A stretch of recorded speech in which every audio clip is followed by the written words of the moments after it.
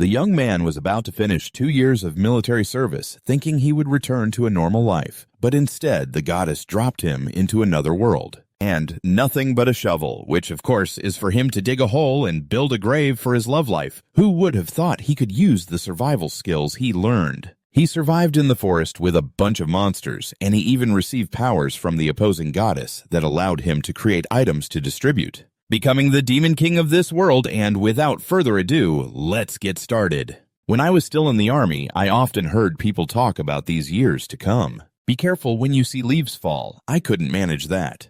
3 days ago in the guerrilla unit area, a young man complained he was exhausted, saying, "Just 3 more days until I get out. Can I take a break?" Why does it have to be now? The new squad leader just arrived. Why do you look so serious? That guy named Kim is as quiet as a mouse, as if he sensed something directing his gaze south. It seems I accidentally spoke too loudly. The squad leader Kim replied, "I'm on patrol at the guerrilla base. Can you demonstrate the obstacle course for us?" I can't believe it. The captain really doesn't know. Kim shouted, "Has everyone heard that?" The sergeant must have a lot of guerrilla experience. Hurry up and show the juniors how it's done. I secretly complained that I should have been resting. I scratched my head and said, "Sir, I'm about to get out like this." Kim pressed his face close, intimidating me. "Have you gotten out yet? I'm not going to go easy on you." In the end, under pressure from the higher-ups, I reluctantly had to demonstrate the obstacle course. The protagonist thought to himself that starting tomorrow, he would skip out during roll call. With both hands, he pressed against the log, gathering strength in his arms and legs, and jumped over the log. The new recruits all gaped, watching and learning. I had no idea that I was about to embark on a journey. The end of my life, but once I complete my military service, I'll become an ordinary citizen, just drifting through life. His legs weren't high enough to clear the log. The young man was sweating, tripping over the log, and instinctively dove headfirst into the ground, greeting all his fellow soldiers. I shouted loudly, "Friend of squad leader Kim," in the dark, not knowing what was going on. I faintly heard a distant voice calling. "Oh, warrior," I groaned. "Ugh, my head." A strange voice called out again, "Wake up, warrior." I protested against this way of addressing me. I'm just a servant in the army. Why call me a warrior? I thought I was seriously injured, but in front of me, I saw the figure of a mysterious and ethereal girl, as if I were hallucinating. The soft voice of the girl called out, "O warrior, I am the goddess who will guide you. I am your Palia. In your past life, you faced many hardships." The laughter of the goddess left me speechless, causing her to feel flustered as well. I shed tears, mumbling, "This can't be real." Between the goddess and the main character, there was a long silence as Uncle Bai smiled and shook his head, thinking it must be a dream. "I've seen too much in this world already." The goddess Palia asked Han, "Sorry, warrior," when suddenly Uncle Bai's actions and words made her confused, describing the goddess as dazed and bewildered, then startled by the main character's behavior. "I don't know what to do." Uncle Bai was laughing while slapping his own face, tears streaming down like crazy, urging himself to escape this surreal reality. "Wake up, wake up."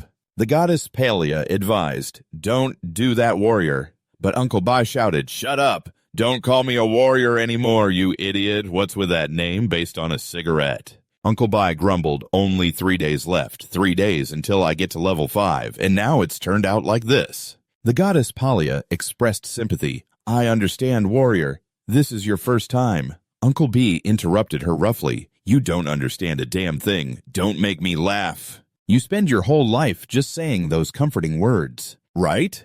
Uncle B suddenly lunged forward, grabbing the goddess Talia's collar, wide-eyed, asking, "What are you doing?" Uncle Bai rambled to himself. "If you read those reincarnation and time travel stories, the later parts are pretty clear. What else? I'm supposed to become a hero in a new world after a year and 9 months of training in the army in my past life, and now I have to do it all over again. I don't want to save me, what the hell? Can't you let someone rest in peace?" The goddess Palia retorted, "My ass, the goddess of cigarettes, is more like it." She couldn't take any more of this rude mortal. Talia got angry. "How dare you say that?" Uncle B not only showed no fear, but also had a challenging attitude, revealing his true nature. The goddess Anun believed Talia was extremely annoyed. "You don't deserve to be called a warrior at all. You were supposed to be my warrior, existing to eliminate evil, a fated warrior to save the world. But now I won't give you anything. I'll just let you fall. While you don't have a single skill, I'll take you to the new world." Uncle Bai straightened up after casually saying that. He still had the audacity to demand benefits. "You can't just leave me like this," Talia said. Then he threw a punch, ready to take on the goddess. Suddenly, angels appeared, pulling threads woven from light to bind the disrespectful one. After that, Uncle B was pulled down and Talia smirked. "Let's see what you can do with a mortal body." A large magic circle appeared beneath Uncle Bai. Uncle Bai was terrified. "I can't," the goddess of mischief said. "Just think of this as military duty round 2. Uncle Bai wailed, "What are you eating that's so evil? Just kill me already." In the blink of an eye, Uncle B found himself floating in midair. In this free-fall situation, gravity was enough to send him back to Reincarnation. How often does one get to skydive? Without a parachute, not everyone gets to experience this. The main character fell into thick bushes, and as night fell, the moon rose, ending the flashback. Perhaps thanks to the goddess's interesting cruelty, she had dropped the main character in a position that ensured he wouldn't fall to his death. But Uncle Bai really thought it would be better if that goddess had just ended his life. He always gave in. He's always giving in. Uncle Beong Jang piled up a mound of dirt and stuck a branch in it, looking just like a cake with a candle on top. Uncle Beong looked like someone who just escaped from prison, grinning foolishly. He clapped his hands to celebrate my 5th day, congratulating me on having dinner. He congratulated me, congratulated Comrade back, and finally let out a sigh, accepting the harsh reality under the moonlight. After 3 days in another world today, Sergeant Back was still at the place with that dirt cake and branch. Uncle Beong Jiang, with a hollow belly, lay flat on the ground, starving. It felt like I was about to die. I was so hungry that anything I could touch went straight into my mouth. Just a few minutes earlier, I had seen a mushroom that looked distinctly unappetizing. But I still tricked myself into thinking it must be safe. After swallowing it, my mouth was wet with blood and my nose bled, but I still managed to smile, realizing that it must have been poisonous. No normal person would do something like that. Besides, it seemed like this world had monsters, but there was nothing here except for trees and grass. It felt like the protagonist's boredom had turned into his hidden despair. The monsters didn't approach Uncle Beong Jiang because they sensed something strange about him. Turns out it wasn't exactly a goddess not giving him anything. After feeling tired of wanting to die, Uncle Beong Jiang changed his mind. He wanted to live. He was so hungry that he cried. The price for such foolishness was still harsh for a weak and fragile mortal like him. Uncle Beong Jiang cried out, "Please, goddess, it's all my fault. Please have mercy on me. I was so angry that I lost my mind and insulted the goddess. I don't need any protection. I just need food. If I can eat, that's enough. Or a simple weapon to go hunting." "Oh, Goddess Palia," Uncle Beong Jiang cried sorrowfully. "If you truly respond to my plea, I will overlook my rudeness. And grant me a blessing." Uncle Beong Jiang bowed, thanking the great goddess, the beautiful goddess Palia. "I will never forget your kindness." The revered goddess was only happy for a moment when she saw the items given to the protagonist. The things that were dropped, though, wrapped in light, could not hide their ordinary appearance. Uncle Beong Jiang looked at the 3 items familiar, yet strange. Goddess Palia seemed to tease him, saying, "I grant you the most familiar items and materials from your past life, all for free." The menu included kimchi cucumbers, boneless mackerel stew, and kimchi soup. The shovel was just an ordinary shovel, nothing special. "Don't call me again, okay?" Goddess Palia felt the urge to retaliate against the rude one. She couldn't help but laugh out loud. "Ah, this is so comfortable. Only the protagonist suffers."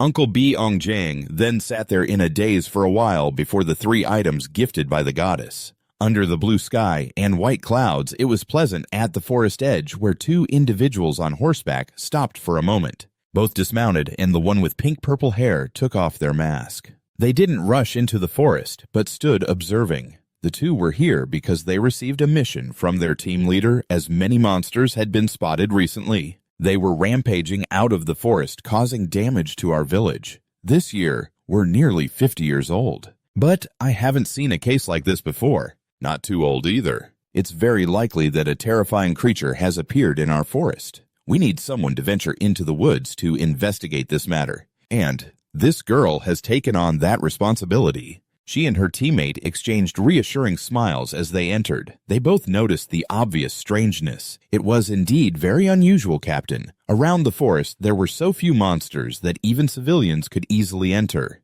It was hard to believe. She looked down and noticed something. She discovered the dirt cake that Uncle Byong-jang had made heavy and incomprehensible. As they got closer, the two noticed strange Korean characters written all over the ground, a language completely foreign to the inhabitants of this world. Dora wondered what it was about. It seemed more complicated than she thought, along with these characters. I could sense a deep hatred. Maybe that's why I asked my companion Nilaji if she wanted to turn back, since this seemed dangerous. Well, the captain will take full responsibility then. Nilaji the turtle replied, so the captain will take full responsibility then.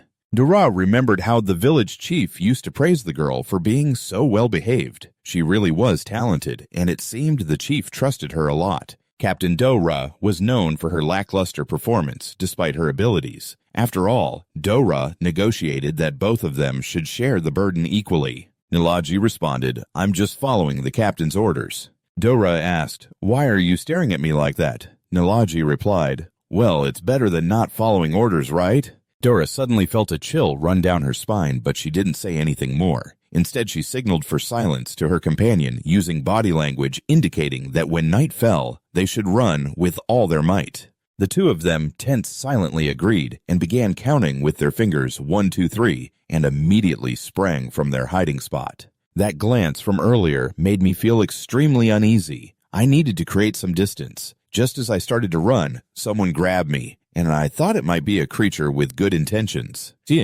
But lurking with malice was none other than the girl who was my companion. Dora asked in confusion, what are you doing? Run before it sees us and attacks, Nilaji said. Captain, don't think I don't know you're using this as an excuse to escape because you don't want to complete the mission.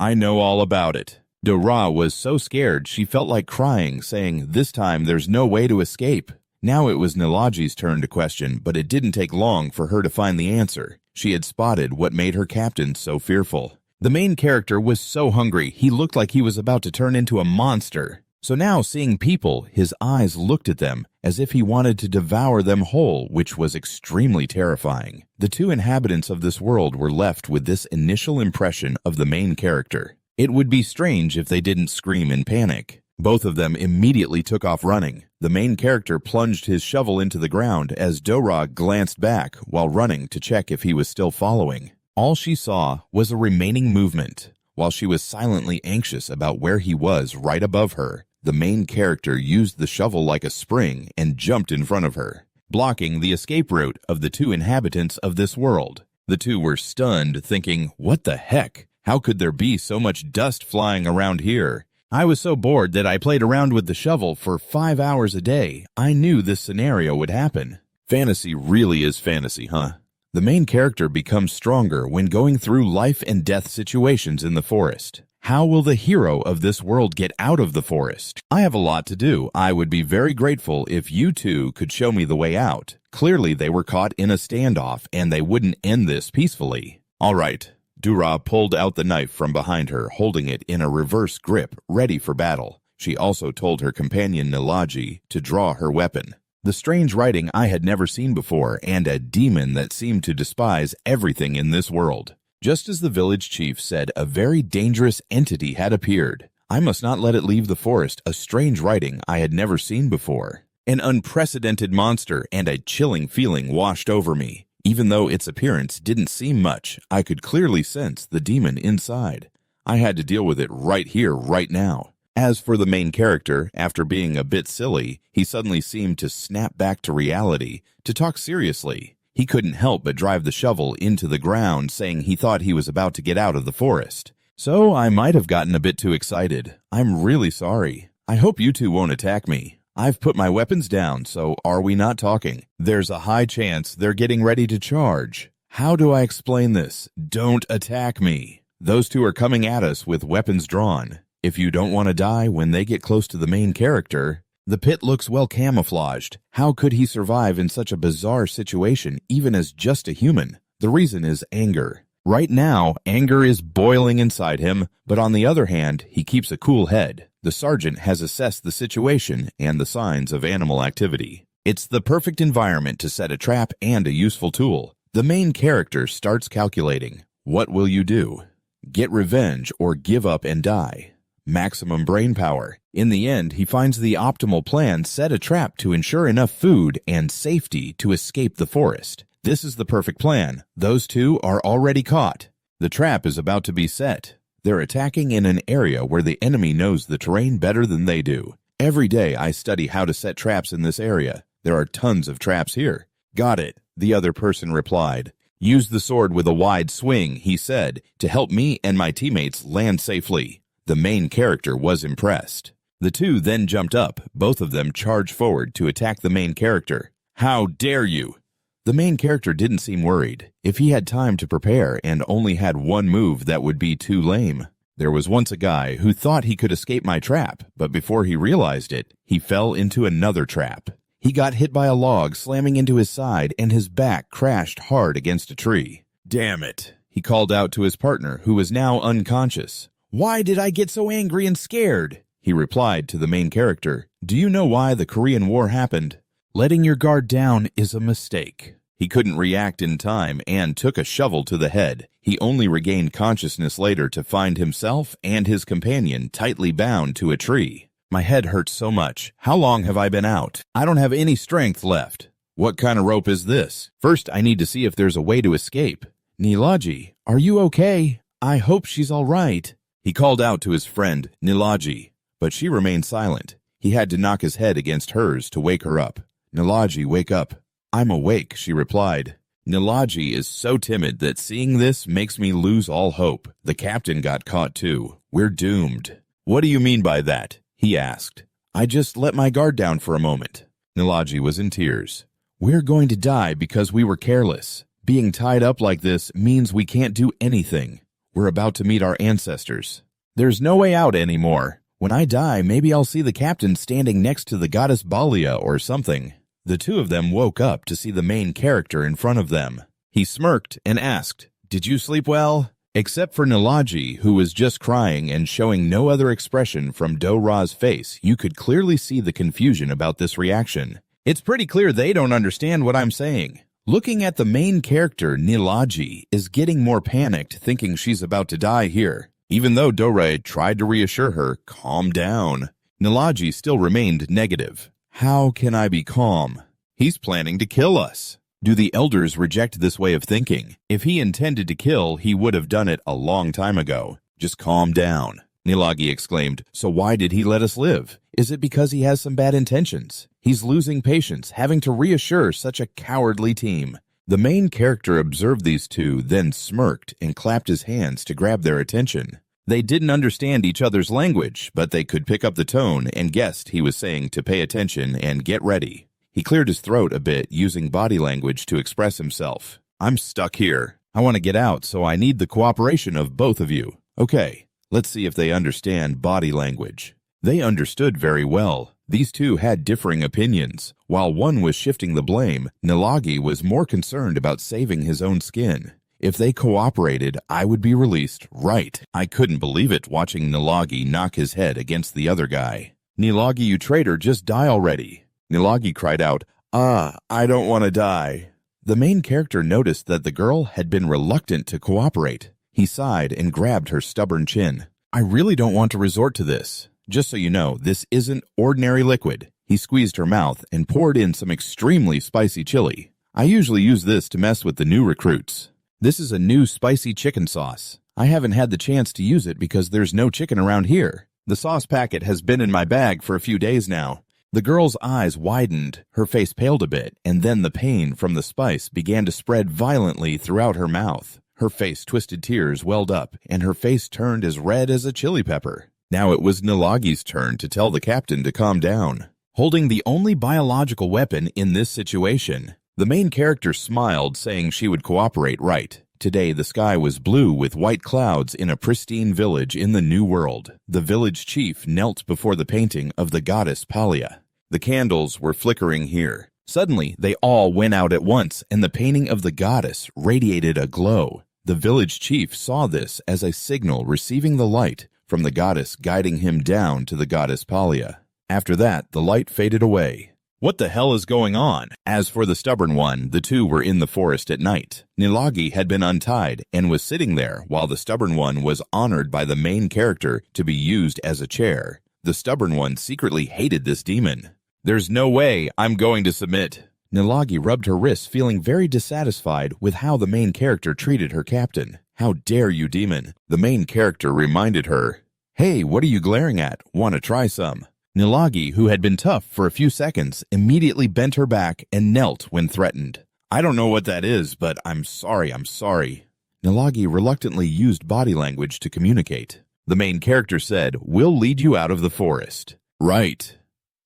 The main character thought for a moment. It seemed he had some deep thoughts. The longer he thought, the more tense Nilagi became. Just then, the main character smiled a slightly insane smile. Hey, he ordered, take me to your village. In the village at the chief's tent, 3 individuals sat around a fire. The village chief looked worried. It was already dawn. Is sending both of them a mistake? An older man says both of them have strange personalities. But they are the best students of the village chief, so don't worry too much. The chief feels a bit relieved, but not completely, and since they haven't returned yet, he's a little anxious. The other 2 elders remain silent when suddenly hurried footsteps approach. A girl rushes in reporting to the chief that the 3 elders in the tent have seen her. The team leader has returned and Nilagi is back too, which makes the chief breathe a sigh of relief. But if that were the case, she wouldn't be in such a hurry. The chief is at the edge of the village at the same time. A warning shout rings out, "Stop!" The main character grabs Nilagi by the neck, using her as a hostage to threaten the villagers. Nilagi, forced to be a hostage, can only sit and cry, shouting, "Chu, come here," hoping to reach the village. Here, there's a high chance everyone will deal with him. The young men in the village, seeing this situation, cautiously raise their weapons. The main character silently observes the scene. The first thing that catches his eye is the statue right behind the villagers. Who else could it be but the goddess Palia who dropped him here? The main character squints, realizing there's no way to retreat now. When he dies, perhaps he will meet the goddess Palia. Even though he doesn't understand the language, he still recognizes the name Palia from the conversation of those 2 villagers. Even though he doesn't understand this language, he definitely just heard Palia. Why didn't I think of this before? This world could very well belong to Palia. It's definitely her domain. Nilagi is thrown high into the air by him. In Nilagi's panic, the main character isn't done yet. He grabs her again, adjusting her position to create a dramatic entrance. Nilagi is doubtful about life. He continues to use Nilagi as a hostage to move deeper into the village. The villagers are all disgusted. The main character can't believe he's resorting to such cowardly tactics. What is he planning to do just once, only once? When he gets close enough to the statue, he throws the hostage away. Nilagi is released, pushed towards a young man in the village. The other young men see this as a signal and all attack, clashing with the aggressive group behind.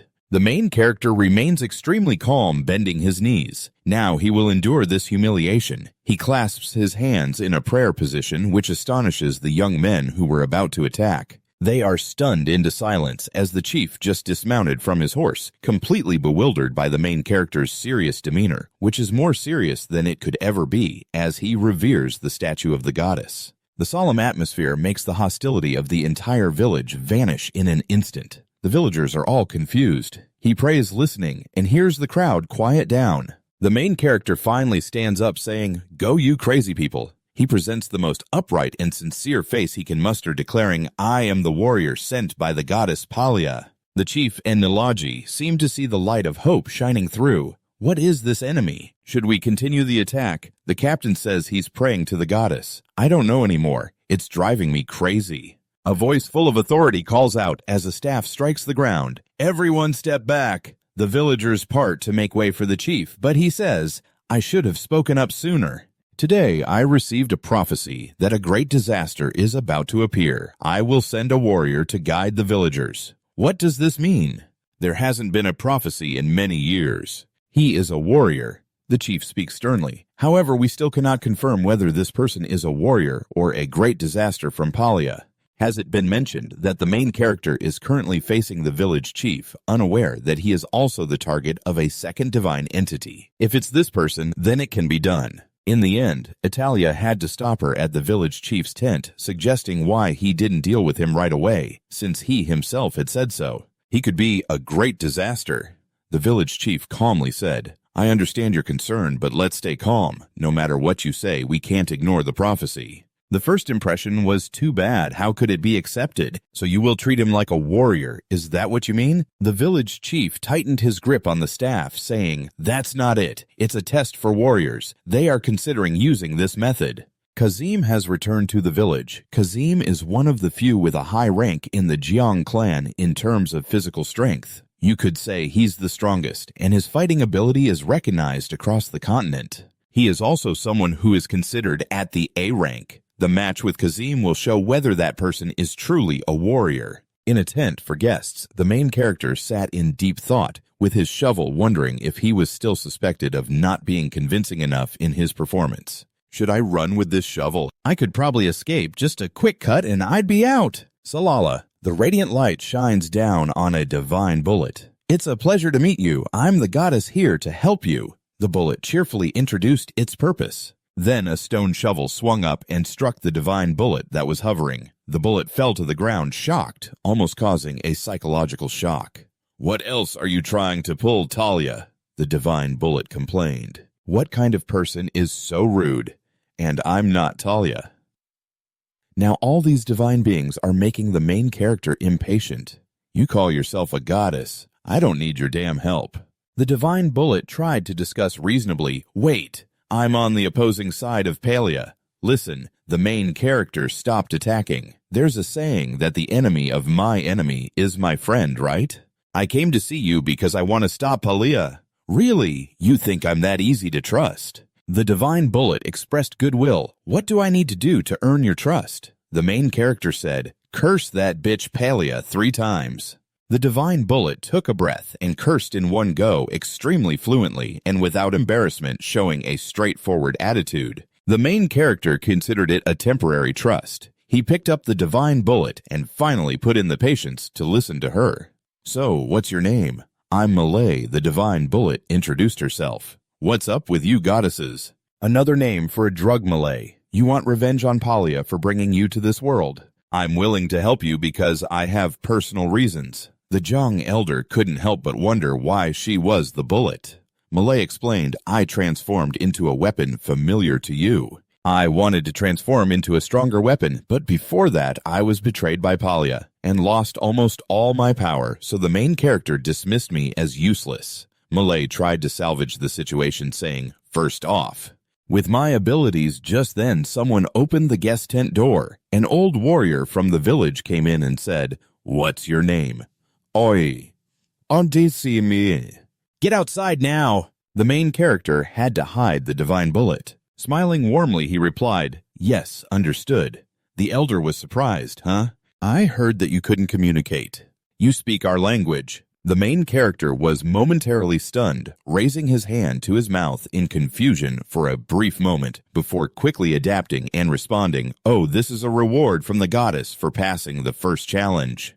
Lord Talia has given me the ability to communicate, the village elder said, not asking much, just stating, Oh, is that so? Whenever you're ready, just step outside. We're waiting for you until that village elder turns his back. The main character expressed his satisfaction, and Malay asked, So, what do you think? It's quite useful, right? The main character tasted the sweetness of the initial success and naturally looked forward to the next support. So, is there any other ability you have? Malay, being principled, said no one gives anything for free. Later, when we trust each other more, I'll give you more. The main character didn't feel annoyed, just sighed. You know how to do business quite well, Malay remarked. So, what do you think about collaborating? The main character grinned, showing all 10 teeth. Of course, it's better to have allies in this strange place than to go alone. Malay was also excited to recruit a like-minded ally. She tapped the cord around the main character's neck, disguised as a pendant.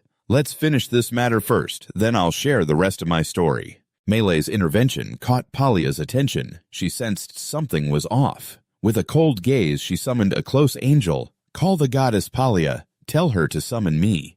Palia said, I can't see the northern bee anymore. Go down there immediately and investigate the situation. The main character was currently being summoned to the arena, and the villagers were all excited to watch this battle. Only the main character felt bewildered, like a monkey in a circus unsure of who the prophecy referred to, so he needed to clarify.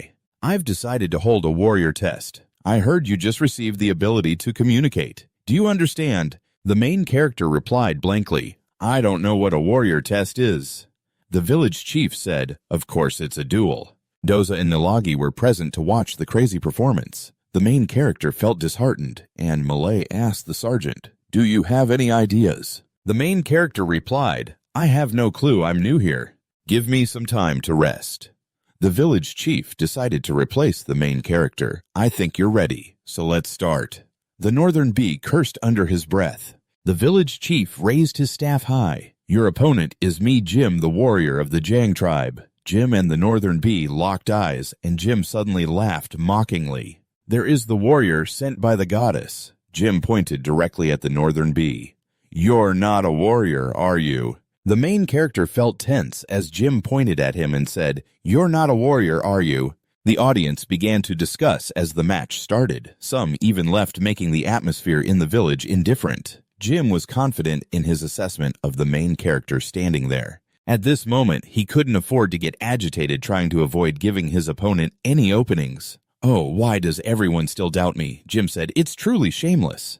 Have you ever looked at yourself in the mirror? The main character certainly hadn't. He was too overwhelmed with everything to think about looking in the mirror. Jim pointed out, Your eyes, no matter how innocent they look on the outside, inside they still boil with hatred. You might fool others, but not me. The main character still pretended to be simple-minded, saying, Isn't this a challenge that Palia set for me? Akazim chuckled lightly. Let me take a guess. Based on your clothes, you must be someone from another world for some reason.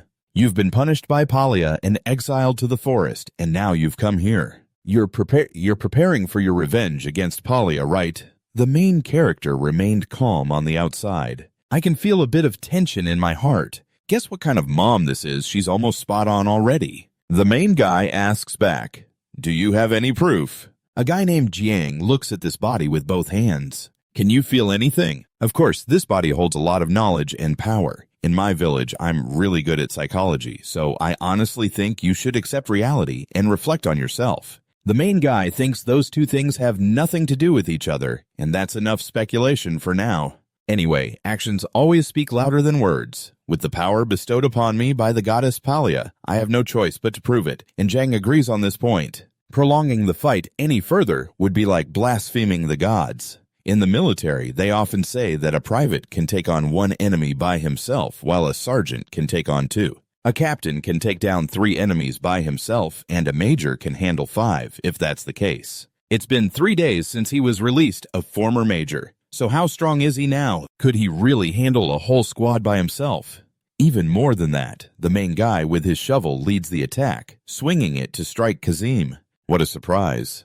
Oh my. Even Kazim couldn't dodge that. The main guy managed to land a solid hit to start off well, but immediately Kazim grabbed the main guy's leg. Disappointed, Is that all you've got? Saying that Kazim twisted and threw the main guy hard to the ground. If the main guy hadn't gone through proper training in the military, that one hit would have knocked him out cold. But with the title of a warrior bestowed by the gods, what the main guy has isn't impressive at all. Kazim confirms that himself. With that much strength and intelligence, you want to prove you're a warrior of the gods. The main guy uses his shovel to prop himself up, sweeping the edge, saying, I'm just worried people think I'm a bully. He steps up to face Kazim, challenging him. The break time is over. Knowing that provoking his opponent would make him attack the main guy, prepared to lean back and dodge the blow, while taking advantage of the moment when his opponent was attacking to swing a shovel at Kazim's stomach. Kazim's stomach showed a shallow cut. Hitting us with that won't do anything.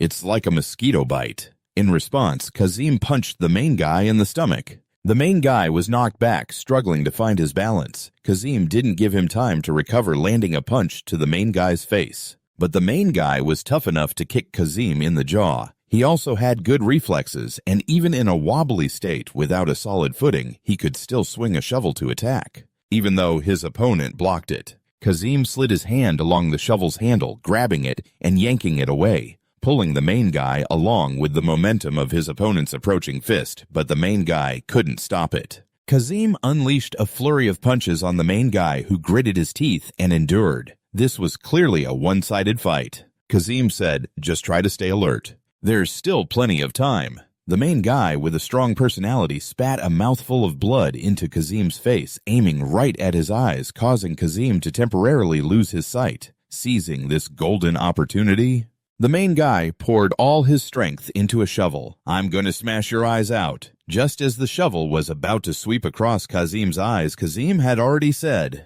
Kazim didn't need to see to dodge the shovel. He struck back with incredible speed. Even with his eyes closed, he could find the main guy's face to punch. "The smartest body in my village has read almost all your moves." And at this point, the main guy had to realize the gap between himself and the warriors of this world. "Damn it, we just got started. My consciousness is getting hazy. I need to wake up just in time to call for the captain." But the main character stays alert to see Kazim about to step down, which helps him avoid a loss. He steps back a bit and asks the captain if he's okay. The main character sarcastically replies, "Really? Does this guy look okay to you?" Malay realizes he's asking a redundant question and says, "Sorry, I've been watching the match the whole time. You should tell the main character the harsh reality. It seems like he's never going to win." "So, I've prepared another way, Captain. I mentioned that when we trust each other more, I would give you additional skills. Do you remember? It's hard to forget when someone is there to cushion the blow." Malay has teamed up with the main character. He won't just stand by and watch him fail at that skill. "Now I'm going to show you something. There are some energy techniques that seem dark wrapping around the main character." Kazim can sense the shift from the opponent immediately. Clearly, he was on the verge of losing consciousness just moments ago. "I didn't expect this guy could emit such disgusting hidden weapons." The hidden weapons that Malay gives to the main character make Kazim shiver. Having gone through countless battles, he is very sensitive to the scent of danger, so now Kazim doesn't dare take it lightly. The main character reminds himself to move carefully. Kazim has won many matches thanks to his vigilance, but this is the first time in all his battles. Kazim senses the overwhelming killing intent. I wonder if the main character realizes he's just standing there. It also puts pressure on the opponent. "I'm glad we've trusted each other more," Malay responds realistically. "I'm helping you, because if you die, I'll also vanish." It sounds harsh, but the main character admits this reasoning is more convincing. He expresses excitement, asking, "You seem worried this whole time.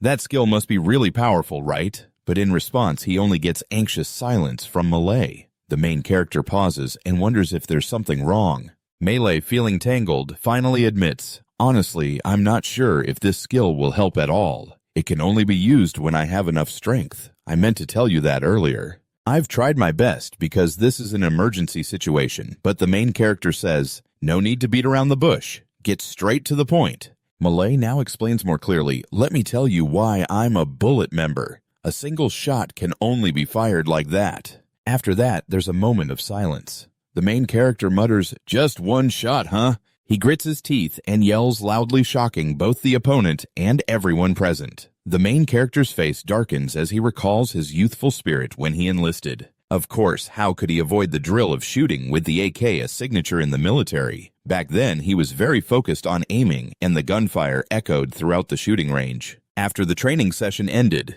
all the newly trained soldiers stood at attention, saluting their superiors. The captain called back to the main character, who immediately ran over, "Yes, Sergeant, back." The sergeant, lighting a cigarette, says, "Hey, Captain, what were you just doing?" The sergeant puts his arm around back and says, "I've never seen anyone like you in the army. What secret are you hiding? How come you hit the target perfectly every time?" Even as a team leader, I have to admit I'm a bit jealous. Ending the flashback, it feels like bragging. Damn, I was a bit scared back then. It's hard to understand why the commander is so bland.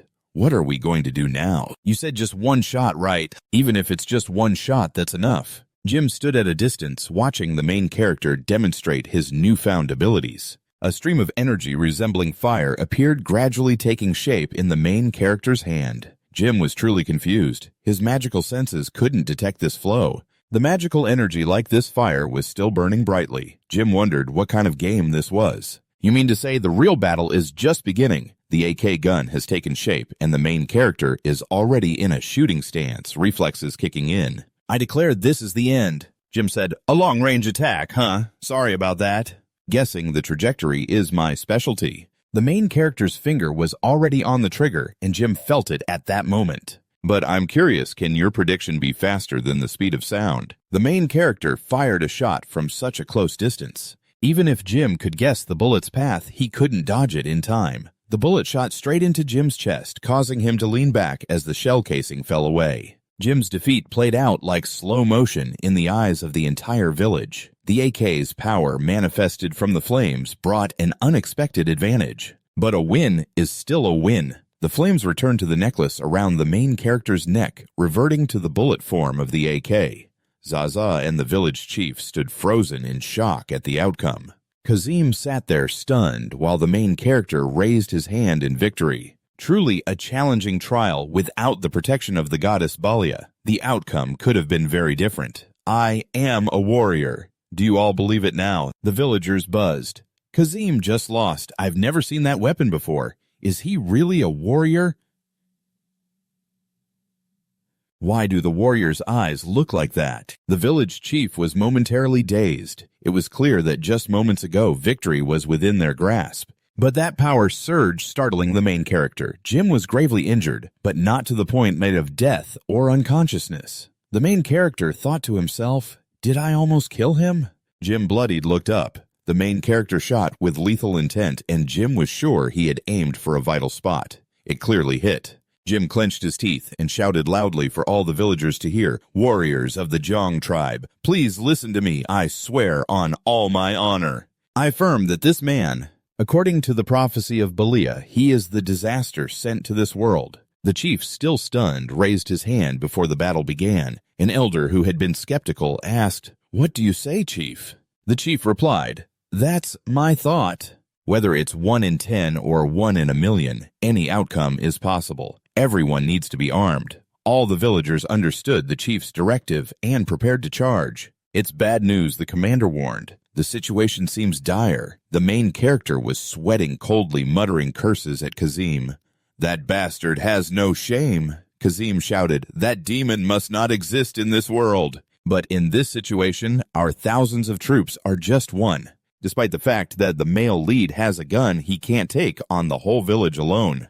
The thing is, neither the male lead nor the demon goddess can grasp this. It's when the demon goddess transforms into a weapon that the male lead, standing high with a knife, observes everything and without any doubt realizes it's Malay. The knife mentions Malay with disdain, which is why he can't observe the northern commander. Is it because of that filthy goddess? Perhaps she still has some residual power, but first she needs to report to Lord Palia before the knife flies back to the dwelling of the Holy Spirit, responding in this separate dimension. Talia is waiting, having heard the news already. The knife stands straight, performing the ritual. Talia asks, "What happened to the northern commander? Tell me." The knife looks straight ahead and reports, "Malay has returned, and it seems she still has enough residual power to block our observation magic and is helping the northern commander." Talia seems to find it amusing. Meanwhile, I'm just sitting here wondering where that girl ran off to. The current Malay is no different from a weak little bug. Talia crushes the tiny life in her handrail. After that, she tosses her hair and stands up from the stone seat. All right then, let's focus on the main task first. There are 2 pitch-black planets here. The moment has come. Let's begin. The world of Malay will become ours, all for my children. Back to the battlefield, the male lead has to face this one-man situation. Does the male lead have many choices? If he doesn't bend his knees and accept death, he can only stubbornly carve a bloody path for survival. At the same time, Aliyah causes the 2 planets to collide, creating a crack right in the middle of the battlefield where the male lead is. The male lead curses, "What the hell is this?" From that crack, a heavy presence is about to descend. The male lead's hair stands on end, and the villagers are also pressured, causing the village chief to sweat cold. Everyone witnesses a monster with a jaw like a lamprey making its appearance. The monster lets out a roar as it crawls out from the water, crack its tail, sweeping everything away, clearing the terrain as it goes. Not only that, but a series of bizarre humanoid creatures also escape from the water crack. The head of this creature has only one large mouth, and all the villagers are horrified. They can't react in time as bright red arms reach out. A four-armed, deformed monster grabs a villager, and just looking at it feels malicious. Rising from here, she finally gets to showcase her fighting skills worthy of her title as captain. Stopping abruptly, she wonders, what the hell is this? Are these monsters summoned by him? The male lead is innocent. He cluelessly thinks, Nani. What the hell? It wants to run away. It turns out that the monsters seem to only target the villagers, completely ignoring the male lead. Suddenly, he realizes, wait, all eyes are on me, so I can't run. But now the skills I've learned in the army, I can use stealth. I can't just stand still forever. I need to recall the memories from back then at the Northern Commander's camp. Number 1, go call the Northern Commander here. Number 1 shouts, Commander, the captain is calling you. I just saw him here. Hey, is the Northern Commander here? It seems he's not in the dormitory. Northern Commander in the cupboard. Northern Commander under the bed. Northern Commander on top of the cupboard. Get out here now. The Northern Commander, with his exceptional skills, hid himself while the family was always focused on the main character, who was startled and looked back, wondering if the family was returning to check. All he saw was the shovel. There was no one around. The family mumbled, "This is ridiculous. There are so many people here." Not a single person saw him run away. Was the main character hiding in the wild water crevice? Why would he go into the lush green forest? Who would choose to jump into a pit where monsters are pouring out? Among the tall green grass, half of him didn't understand why the main character's father chose to plant banana trees and leave. It seemed he used this position to escape the chaos continuing until he felt safe enough to land back on the ground with both feet. Perfect, no complaints at all. Next time I won't pee in the bushes anymore. Now the goddess of tobacco is starting her adventure, right? The main character, indifferent to the world, asked, "Why aren't you saying anything?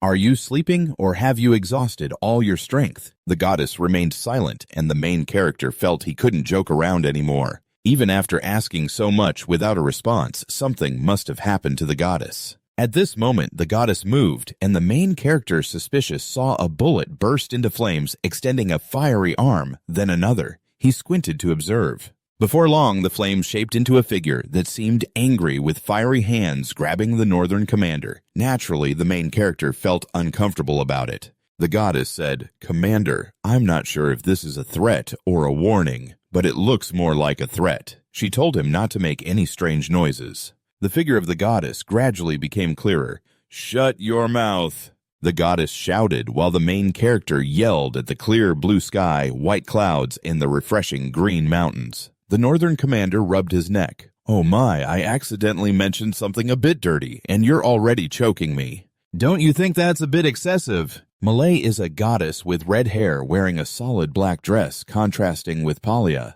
Malay said, "Do you know what I've had to endure?" The main character silently complained, having just met her for less than a day, not knowing anything at all. He pouted and said, "Let's change the subject." After that, he also had something to focus on regarding that form. "You've regained your strength." "Right. It should be something to celebrate," but the goddess looked sorrowful and said, "Yeah, unfortunately, that's how it is." The main character sensed that things were not simple. Malay continued, "The reason I sought you out was to stop Palia from executing her plan to merge the two worlds, but things are moving faster than I expected.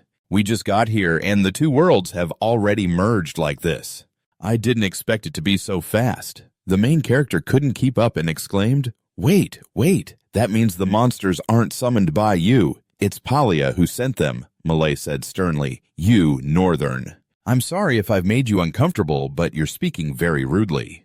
"They're not monsters. They are my children." The main character was taken aback by the shocking news. The sudden appearance of the monsters were Malay's children, and he could deduce it himself. Without Malay needing to say it, Talia not only took away her powers, but also her world, right? Malay clenched her teeth, bitter and distressed, saying, "I want to protect my children, but the only thing I can do is reabsorb the power from their corpses." So the monster she told me to eliminate is actually the residents of her world, suddenly drawing the attention of the main character and a strange young man named Malay. Perhaps he accidentally overheard the entire conversation. The main character shot a glare at the strange young man who was sitting silently with his mouth covered, and after a while of silence, he mustered up some courage to peek out and see what was going on. Little did he know he was already in someone's sights. Sure enough, when he looked out, he no longer saw the two people, the main character and Malay, because the main character was right behind him. As soon as the young man turned around, he was greeted by the main character with a dead fish stare, and he was so shocked that he collapsed in a dramatic faint, leaving everyone speechless. The young man's eyes rolled back, frothing at the mouth, scared to the point of fainting. The main character just shrugged, indicating that he was at a loss for what to do. After a while, having tied the young man to a tree, the main character patted him to wake him up, saying, "I still have to tie up your friends a few more times."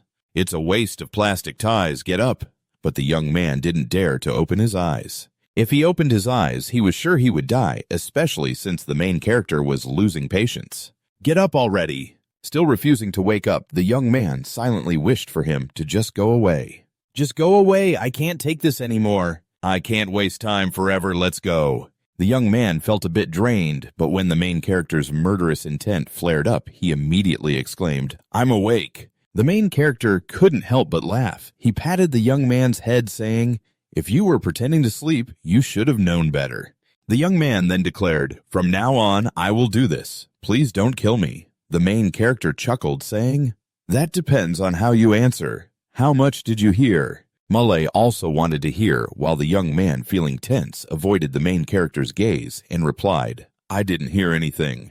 The main character understood that meant he had heard everything. The next question followed. "When I hide, it's hard for a squad to find me." "How did you spot me?" "Why did you chase me alone?" "It was a bit inconvenient to run while carrying a shovel, so I left it behind." "Why did you bring it? Were you planning to kill me or what?" After a moment of silence, the young man finally began to engage in a proper conversation. First, he needed to clear up the misunderstanding, and the main character raised an eyebrow. A source of energy was emanating from the young man. His appearance began to change. "I used my shape-shifting ability to infiltrate the village. I'm not a local. I come from a place that despises the Palia faith.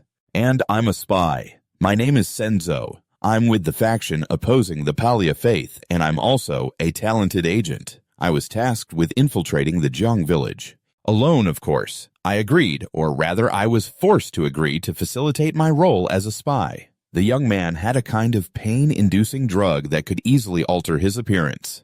Like turning into a wolf, for example. With my special shape-shifting ability, I quickly began my mission in secret. Once I accidentally witnessed the main character setting a trap in the forest. In a restricted area, yet there was still someone there. What was this person doing? It looks so scary. "Come on, let's pull the wood and get through the forest." Jun looks on his hair standing on end, thinking what kind of nonsense people are up to, but it's not his problem. The mission is still Jun's top priority, and he has infiltrated the village, even building a friendly relationship with the locals there. I easily completed the mission and gathered a lot of information so I can head back now. Just then, outside there was a commotion with the villagers making a lot of noise. Jun, curious, peeked out of the tent and was stunned to see the main character grabbing Nilazi by the neck. Taking a hostage to enter the village, that man encountered everything for the second time, and everything started to crumble. We had just received a prophecy that had been unfulfilled for years, and that person was Jim. He is indeed the great disaster the calamity mentioned in the prophecy. Is it really true? Then came the children of Malay, emerging from the depths of the world. Everything he did was beyond imagination, and it all happened in just one day. Should I leave, I was already planning to go back. But this person, he could be very helpful if he joins our organization, I thought. Like everyone else, I was wary of trouble, but Jun still decided to pursue a greater common goal. Is being too good also a fault? He picked up a sock and a shovel that the main character had left behind. He ran after the main character, stealthily slipping away. I have to chase after the main character. Hearing that, Jun grabbed his head. A spy, huh? That makes it even more suspicious. Jun silently lamented. What a price for being talented. Malay had to step in. Stop the main character's rough behavior. The captain might crush him to death. The main character coldly replied. Why do you care? Jun whispered. I almost ended up in the afterlife. The main character stated reasons for not trusting Jun. Earlier this guy said he could shapeshift, so there's a chance he might be a fake identity. The story about Palia could also just be a ruse. We don't have much time to uncover the truth. Isn't it better to just eliminate him? Melee found it convincing, saying in a reasonable tone, just kill him. Right, Jun has no value to the goddess. Melee showed no mercy, and Jun had to fend for himself. He needed to find a way to persuade the other two. Wait, if you kill me, you two will regret it. The main character looked down at Jun. If things continued like this, there would come a time when the two would face death. The main character wasn't going to play around with threats, but Jun pointed out the crucial point. You don't know anything about this place. Once everything is settled, the Empire will receive a report. Soon, posters with your face will be everywhere. They will appear in every corner of the country, and you will be labeled as the demon from the prophecy. Jim is still alive. He is a stubborn warrior. They will hunt you down without giving you a moment to breathe in such a situation. Without information, how long do you think you can survive? The main character countered, if I let you live, would the outcome be different? Jun tightened his spirit while feeling confident. Of course, I'm a genius spy. I can disguise myself and infiltrate directly into your current situation. Is there anyone in this world who needs me more than you? The main character aggressively closed in. Your provocation still has a vague implication, but I like it. The main character turned to Melee. You were robbed of your world, right? You don't plan to just sit back and do nothing, do you? Melee replied, you don't understand the feeling of having to absorb your own dead children. The main character smiled broadly, a goddess who has lost everything. A self-proclaimed suspicious spy, two people who seem to bring no benefits, but I have a plan, said Zhang. Melee was puzzled and Jun was curious. They will go on adventures for personal gain, for the benefit of the people, and for the organization's interests. Let's hit the road. What awaits them on the road ahead? It's your fault, not mine, the captain said. It's not my fault. A month before Captain Back died, the squad leader Kim called you to the administrative office. Kim Shin-im is the successor squad leader of the first team, preparing to give me as much advice as possible, just like his predecessor. Kim Shin-im raised his hand in a formal salute greeting the squad leader of the first team, who smiled and said, Oh, you made it. Kim Shin-im asked, Yes, squad leader, did you call for me? The squad leader replied, It's nothing, I just wanted to have a little chat. Have a seat. The two of them sat facing each other, and the squad leader of the first team began. So, how do you find the military environment? Do the subordinates have a good impression of you? Kim Shin-im responded, I'm not sure. And the squad leader laughed, saying, Well, you know, let me give you a piece of advice. Kim Shin-im suddenly felt tense. As a new squad leader, there was something that many captains often told him, a squad leader should do it this way. What do they mean by that? You know, Kim Shin-im honestly replied, I don't know. The squad leader looked straight at his junior. I'm better than you. I've been in the military longer than you. Kim Shin-im gasped. That's scary. And the squad leader of the first team calmly said, It's just a normal thing. Almost everyone makes mistakes in their first term as a squad leader. The other captains are like a pack of hyenas waiting for a chance to pounce. He continued while searching for something in his wallet. Here, look at this picture. Kim Shin-im took it and asked, Whose photo is this? It seems to be a family photo. Everyone has a lot of hair. That's my family, the squad leader of the first team said, glancing back at him. The squad leader, still young, had a balding head. A wave of sadness washed over him. He had lost his hair in the harsh wilderness after a defeat, and the deputy squad leader and other captains had bluntly ignored him. A few years later, I was under a lot of stress, the squad leader said, and Kim Shin-im didn't know how to comfort me. The squad leader of the first team used this as an example to remind his junior, You understand what I'm trying to say, right? Kim Shin-im replied, Yes, I shouldn't let myself be picked apart by the captains. He silently etched this lesson from his predecessor into his mind, even if the squad leader wasn't completely bald. This is still good advice. The military is a high-level society, and it's also a treacherous wilderness. If you can suppress those above you, the subordinates will have to listen. The squad leader finished, but at that moment, Kim Shin-im was a bit distracted. But don't make it hard for those who are about to go home, especially Captain Back. He works very seriously and is kind-hearted too, right? Got it. Kim Shin-im thought now filled with a burning passion for advancement. The squad leader of the first team had to call out again. Kim Shin-im. Kim Shin-im snapped back to attention. You understand what I mean, right? Kim Shin-im smiled brightly and confidently replied, Yes, I'll keep my gear in order. He thought to himself, Just wait. I'll show you how proper management is done. So we have the scene at the training session where the main character demonstrated for the new soldiers to overcome obstacles, but an incident occurred where he tripped and his head hit the ground. So here we are at the training scene in the beginning, where the main guy is demonstrating for the new recruits how to get over obstacles, but there was an accident where he tripped and his head hit the ground. The sudden twist caught the guys from Squad 5 off guard as the main character slammed Sam down to the ground. Kim Shin froze, sweating bullets. How could he have seen this coming? This situation arose during his training session as the Northern Commander returned with the new Palia situation. The two worlds had just collided, and Palia was quite pleased with the success. These two worlds will gradually merge two entities like that angel united in purpose. Congratulations, Palia, they said, glancing at you. Are you ready to take a break? There's still work to be done. Why did the feminine angel respond so excitedly to Palia? Yes. Palia assigned you the task of guiding him. Palia has found the next candidate to replace a difficult-to-control Jiang. Listen up, warrior. Kim Shin stared blankly just like the main character at the beginning. Talia also stepped forward to greet him, and Kim Shin felt a similar doubt as the main character did at first. Is this a dream? Palia told Kim Shin. This is a new world, not a dream. I am Palia, and you will guide Kim Shin. You have completed your past life, unlike the crazy main character. In the same situation, Kim Shin remained calm. He thought to himself that he had been having nightmares lately, but this was truly bizarre. Why was he dreaming like this? Clearly, he had just stepped out of his house. Oh, maybe that was a dream too. Could it be that the moment he stepped out was also a dream? This was the first time he dreamt so vividly. Kim Shin had a bad habit of zoning out when he thought too much. Feeling frustrated, he wished that everything that had happened with the Northern Commander was just a dream.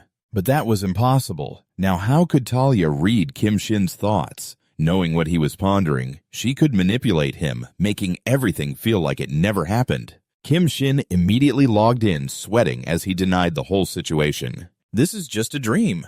Palia had no one to deny the show, and the unexpected accident was something he couldn't remember. Nothing strange about that.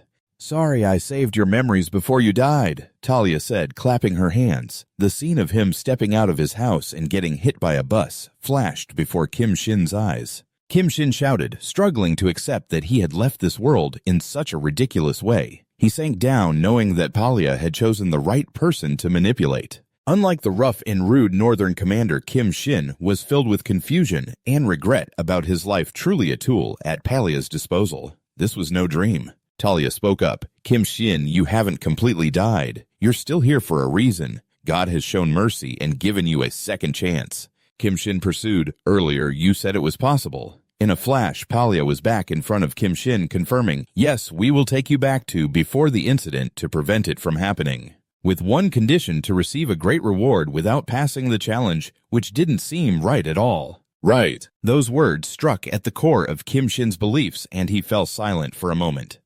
All right, I understand now. If I pass the challenge, I can go back to the past. Right. That's what you mean, Kaylee. Smiling with a hidden dagger. Yes, that's right. Kim Shin is determined to achieve his goal. No matter how difficult it gets, I won't let this opportunity slip away. Please tell me what that challenge is, Kali. Aiken is very ambitious. The challenge we present is to become a warrior. This world is being invaded by evil. We must eliminate them all. The Empire is a prosperous and developed place, unlike the village before. This place clearly has a more modern and civilized atmosphere. On the street, a mother asks her son, "What did you learn at school today?" The son replies, "I learned that in a competition you must always move forward to avoid being left behind." While the boy is speaking, a shard of glass falls down, crashing to the ground and shattering into smaller pieces. The mother and son look up. What was that? That's dangerous. But the sight that meets their eyes is horrifying. The children of Malay, based on their appearance, are truly monstrous, fitting the human imagination of monsters. Creatures with large mouths and gigantic bodies fall from above, causing massive destruction. The once orderly and civilized city is suddenly turned into a pile of rubble. The creatures from the Malay world spill out. Just their appearance is enough to instill fear. So when they show hostile intent and attack people, there are no words to justify it. The appearance of these beings from another world is a disaster for this world. At the same time, Kim Shin is falling freely accompanied by White, who is the guide assigned by Palia. The draw point is the empire where the crack is widening, causing the children of Malay to invade like this. Kim Shin has personal goals as well as a generous heart. "Oh, goddess of strength Italia," she generously says, "here's a small gift from me. You need strength to become a worthy warrior. You don't need to fear this new world. My child Y will guide you." They shake hands to show goodwill. "Hello! I hope we can cooperate. A warrior will overcome all fears. Just immerse yourself in the strength." Kim Shin, following Palia's words, feels the source of power. His body is filled with energy like divine light descending from the heavens. That light contrasts sharply with the children of Malay like night and day. The transformation forms a weapon. Kim Shin appears like a holy knight descending to the world with just one blow. The body of the gigantic creature from another world is covered with countless cuts before exploding into fragments. The event happened so suddenly. Kim Shin truly has a spectacular start. Compared to the main character Nam and the others, all the people of the Empire look on in awe at this hero falling from the sky. "I will protect everyone." Meanwhile, at the entrance of the Empire, a long line of people is waiting to pass through the gate. I feel a bit anxious. Will it be all right? It's fine, I'm a genius spy. I swear it doesn't look good at all. Do you want to die? The gate guard calls out, "Next." Stepping forward, Ba Bi Ong Jiang looks like a priest, appearing quite dignified, while Senjun disguises himself as a nun. As for Malay, surely he's making another necklace. Ba Bi Ong Jiang smiles warmly at the gate guard. "You're working hard." Senjun also offers a polite blessing. "May Goddess Palia bless you." ML is at a loss for words as the gate guard checks the list, noticing that Ba Bi Ong Jiang has been marked as a wanted person. The guard compared the illustration with the two holy figures in front of him, an older guard scrutinizing closely as Uncle Bi Ong Jiang maintained his bright smile. Without any hesitation, he went straight to the Empire, and Junban immediately opposed this idea. "Don't do that. Our movements will be reported. What you mean is to go directly there, right? You've really lost your mind. Only a fool would do that since coming to this world." Uncle Bi Ong Jiang was always on edge. This guy wants to be disciplined, doesn't he? Let me tell you something from the old world I lived in. There's a saying, under the lamp, it's dark. If you know you're being hunted, why not go straight to the enemy's den? That way there would be a chance to counterattack, right? June stared wide-eyed. "Aren't you scared?" With an optimistic grin stretching from ear to ear. "Why should I be afraid? I'm already dead inside." At that moment, I realized this person had to be brought back to meet the captain. I would guide him back. Bringing him back to the captain would be better than exploiting him, since we can't escape from him anyway. Once the mind is cleared, making decisions becomes easy. Then I gave in. I would cooperate with him and head to the Empire, so we found ourselves in a situation where the main characters transformed into the Lord's disciples, standing at the gates of the Empire, waiting to be examined. The guard kept looking back and forth. The longer it took, the more tense the main characters became, unsure if this disguise would fool anyone. The guard seriously observed and then smiled, greeting, "Oh my, a priest, what brings you here?" Uncle Bi Ong Jiang smiled back. "I'm here about the monster. I plan to go to the central church to pray." The guard replied loudly, "Of course, sir." It's an honor to hear that. So the main characters were allowed through, amidst the applause of the gate guards and the entire line behind Uncle Bi Ong Jiang filled with question marks. Feeling it wasn't real, the main character had to double-check with Senjun just to be sure. "You talk as if it's a big deal, but it's actually pretty easy. It's just that you made me shave my mustache. Everything going smoothly has its reasons," Senjun explained. "We were really lucky." At that moment, I planned to ambush a carriage to create a false identity. But who would have thought it was a carriage carrying the priest of the kingdom we were heading to, which is quite devout. Plus, my top-notch makeup skills, neatly groomed, eyebrows, hair, and beard, moisturized skin, and a clean disguise of a soldier should not be underestimated. It would be strange if we didn't get through. Melee had to admit this person was indeed very helpful. The main character nodded, but didn't understand why I felt a bit annoyed as the main group merged into the crowd on the street. Senjun found it strange, questioning, "How odd, but why is the square so lively?" The main character was unclear about the situation here, so I had to ask, "Right, is something wrong?" Senzo pointed out the oddity. Could it be? The atmosphere here feels very much like a festival, but the royal festival is still a long way off. Malay was right. It really resembles a strange festival. I'm sure the rift between the two worlds has appeared. Yet this great empire can still be lively as if it were a festival, Senjun said. I need to investigate further. The main character expressed indifference. Whatever. A boy distracted while pulling his mother's hand accidentally bumped into the main character, causing him to fall to the ground. The main character's face darkened for a moment before he remembered his disguise. He feigned concern. "Oh my, are you okay?" "I'm sorry I didn't see you." The boy smiled and said, "I'm fine," while apologizing. The priest Jun watched the entire process end peacefully, but was a bit surprised. "You're too gentle," but the next line revealed the main character's purpose. Of course, revenge requires a cool head. He glanced down at where the boy had fallen, spotting a lonely doll. The doll was, of course, the one the boy had dropped. "Hey, kid, you dropped your doll!" shouted an older man. "Hey, kid, that little one has gone far away." The main character turned to look at the doll, and upon seeing its appearance, couldn't help but be stunned. It was the face of someone he recognized from his past life, the last face he saw before dying, a girl named Kim Shin, who had gone silent on a deserted path leading into the woods. There was a temporary shelter, a hideout for Senjun's group. The main character wasn't above ground, but down in a hidden basement, shedding the disguise. Now the three of them were in a corner. They contemplated the information they had just acquired. The one most troubled right now was definitely the main character. After clearly seeing the doll's face, the group began to ask the townspeople and learned that, yes, that doll belonged to a girl named Chien. "You're not from this area, so you probably don't know," when suddenly a horde of monsters appeared right at that moment. "Warriors and angels came to save us." Senjun sighed, surprised that a warrior appeared in such a place. The main character said he had anticipated this situation, so it wasn't too surprising, Senjun replied.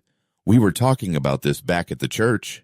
What is it that you didn't foresee?" The main character revealed to Senjun, "Yeah, I was initially a candidate to become a warrior." It seemed not only Senjun but also ML was shocked to hear this, but both of them exclaimed in unison, "What this crazy and cunning guy!"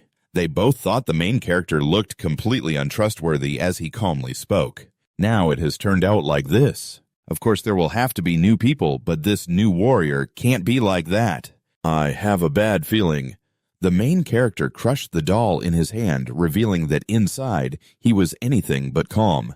Senjun asked, "So what are you planning to do now?" Melee also wanted to know, "Now that we're here, we need to know your plan." The main character frowned, thinking realistically about the fight with Kazim, which had taught him one thing. "If Malay hadn't been there, I would have died at Kazim's hands. I need to become stronger," the main character said, looking up and speaking frankly. "Right now, I'm lacking in strength and information. Just like Senjun said, no one needs Senjun more than I do." So he said, "Hey Jun, let's make a deal. I'll take you to the secret place I used to train.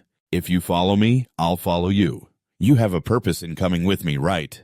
Senjun looked straight at him and said, "Are you crazy? We might die." The main character said, "It doesn't matter if Malay is scared. It's really important." The main character said, "I think I've figured out where we need to go. When we're ready, we'll set off right away." Meanwhile, at the Empire's castle, there's someone standing in front of the statue of Palia. This person is probably someone everyone knows. A young man in formal attire approached and said, "So you're here." Chin fell silent for a moment. Then Kim Shin Im turned around and asked, "Are you looking for me?" "Sorry," the young man said, showing respect with a slight bow to Kim Shin Im. "You don't need to apologize. Chen has someone who wants to meet you. She claims to know the identities of the demons." Kim Shin Im replied, "Let her in." As footsteps approached, a familiar figure appeared, wearing a hooded cloak. This person was about to remove their hood, and Kim Shin Im stood at attention waiting. Not a stranger the girl was, indeed, Dojia. The two stood facing each other, assessing one another. Dojia sensed the energy surrounding Kim Shin Im and thought to herself, "This person is truly a warrior. I can feel the holy power within you." The young man said to Kim Shin Imi, "She is the captain of the forest rangers from the Jang tribe, the first to encounter the demon." Kim Shin Im sympathetically replied, "I see. You've had a tough time." It seemed that mentioning this stirred something within Dojia. Her expression turned serious as she said to Kim Shin Im, I need to ask you for a favor, warrior. The demons and their minions have destroyed my home. During the disaster, my younger sibling fell into a coma. Please, warrior, let me join your team in a place far from the sunlight. Ladies and gentlemen, are you all ready? Let's bet all our money. As long as we're breathing, we can still win. The loud cheers made it impossible to disappoint everyone. Allow me to introduce today's players. Let's welcome them. The man with the deadly weapon, Jiao, declares, I will help the weak with the prize money. What does that mean? Has everyone run out of money to bet? Are you feeling the heat? Who will be the opponent? Let's find out. This is his first participation. Can a newcomer survive in this brutal arena? The challenger is Chem Tiger. The main character excitedly said, This is my spot. My heart is racing. Senzin and Malay watched from the sidelines, unsure of how the match would unfold. But first, we can't lose to the opponent. Oh, we already have a battle of wits. This is going to be exciting, isn't it? Without further ado, I'll get right to it. The match begins. Jiot said, Let's finish this quickly. The main character glared, clenched his fist, and with a powerful punch, stunned the audience into silence. Malay and Senzin were not surprised. As the dust settled, it was unclear what had happened. All that was known was that the main character had taken down his opponent in the blink of an eye, and he seemed eager for more, calling for another challenger. From this match onward, you better watch your mouth. If you know what's good for you, don't say another word, the challenger shouted, and the main character lowered his center of gravity to dodge the next kick, then delivered a punch to the opponent's ribs. The opponent didn't have time to react before being knocked unconscious. The audience was bewildered, not understanding what had just happened. The host remarked, Can anyone defeat this angel who supports the poor? Gio even mentioned bread and cream, and the audience, regaining their composure, expressed admiration mixed with concern. A formidable opponent had appeared. Malay and Senjin stood silently from afar. In reality, the main character's performance was not beyond Senjin's expectations. After all, he had faced Kazim.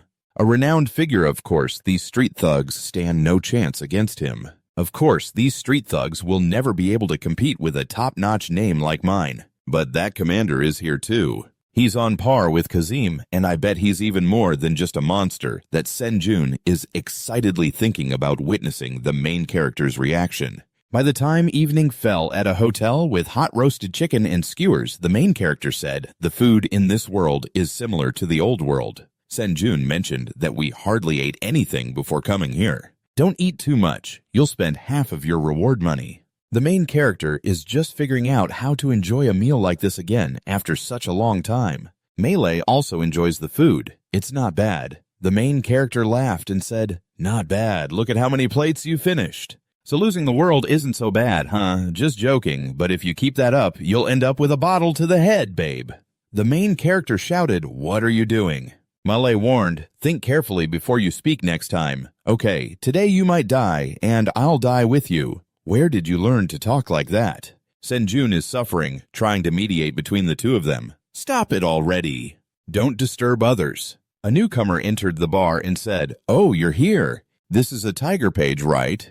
Today's match was awesome. Let me treat you to a drink. The main character flatly refused this stranger, saying, Excuse me, does alcohol hinder muscle growth? So, he left. On the contrary, he naturally sat down with the group. The main character said, Then let me treat you to something else, babe. Give me a beer and a protein shake. The drink offered by the stranger was served to the main character. This guy ordered a beer and laughed, saying to the main character, What the heck just happened? I can't believe you just joined and already took down 13 people in a row. You're really a monster. You have talent. But I've never seen you in the Empire. You're not from Men Good, are you? The guy laughed and said, Just kidding.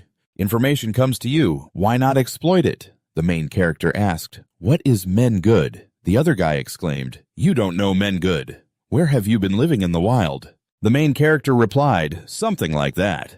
I don't know anything about this world. Can you explain it to me? Men Good is nothing much. They're the most notorious crime organization in the area. Given the nature of this town, it's a place for those left behind. It's filled with many wanted criminals, all gathered in one place, so the Empire treats it like a trash can and ignores it. Men Good is the exception. Once you're involved with them, it's like signing your own death warrant. Senjun looked serious and exclaimed, "Wow, I didn't expect a place like that to exist. Is there anything else I need to watch out for?" The main character was secretly pleased. Senjun was quick to gather information for this spy. "Men good might be more useful than I thought." "That's great." The stranger thought of something. Suddenly he said, "Oh, and you need to be careful about this. There's a rumor going around in the back alley that it's back that chicken beer." The main character thought it sounded delicious, and Senjun got excited. Chicken beer. The main character was secretly surprised. "Is it that famous?" The main character wondered, "Who is it?" The stranger was convinced. "You must be living in a remote mountain area. If you ever fight him, let me know. He's the strongest in the underground arena. He treats beer and chicken as more sacred than a goddess." Palia is wanted for defaming him, calling him a warrior, and right now, Beer Chicken is angry smashing the place because he said he wouldn't add fried chicken anymore. The poor waiter replied, "Sir, you've already eaten your 27th plate."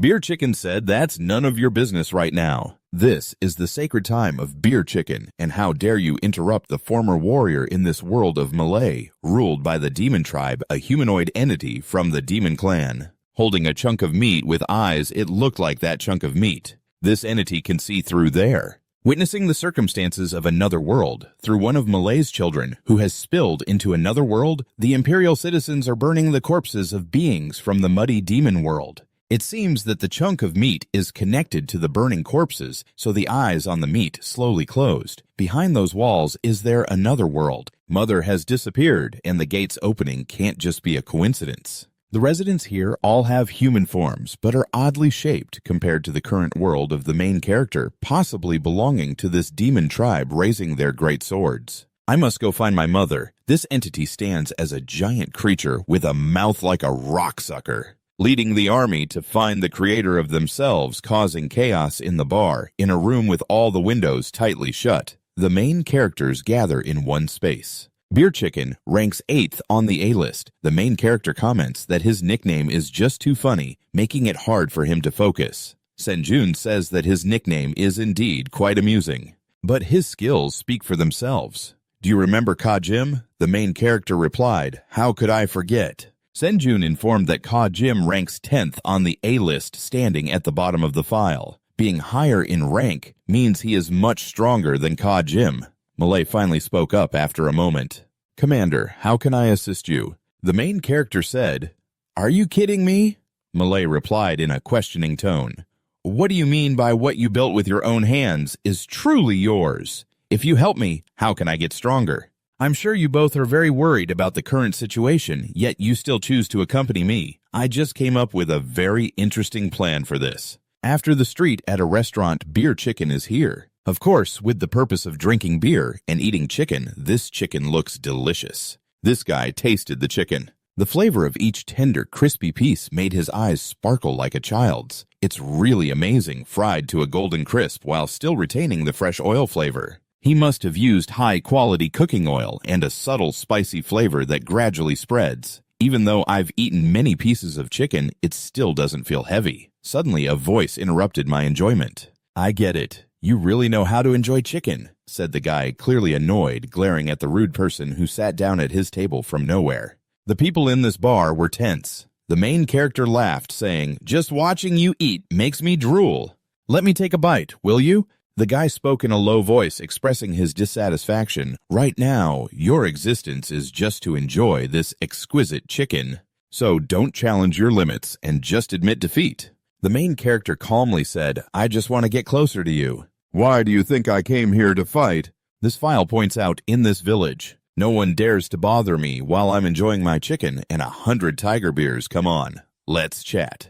"So, you've seen the match already, huh? Then you must know why I'm here, right, Mr. Friday? Let's head into a match together." Mr. Friday silently took the next piece of chicken. "Charlie Tiger, do you know why I participate in those matches? The taste of the chicken after winning. It's very special, but right now, you wouldn't understand that. You're just like a chicken. With your level, I don't think it's worth it. If you grasp what I just said, then get lost.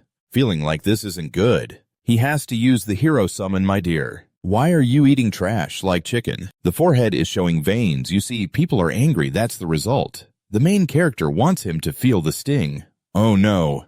Now listen to me. Chicken lacks minerals and vitamins, has a high calorie and cholesterol content, right? It's really hard to hold those chicken pieces without getting greasy. Spending a little more to eat pizza, which is more nutritious and easier to eat, would probably be better. This file lost patience and stood up, his whole body filled with rage, facing the main character. You wanna die. The entire restaurant went silent under the pressure of this file. The main character kept smiling, showing off his teeth, sponsored by TS. Come on, challenge me. In the next match, if you keep cowardly avoiding, I will make you admit that pizza is way better than chicken. The poor owner is just an innocent person caught in this. Others in the restaurant were buzzing. What a funny excuse. He really knows how to make others furious. Is he really going to throw himself into danger? The calm moment before the storm is so scary. I will order takeout to face the main character's challenging gaze.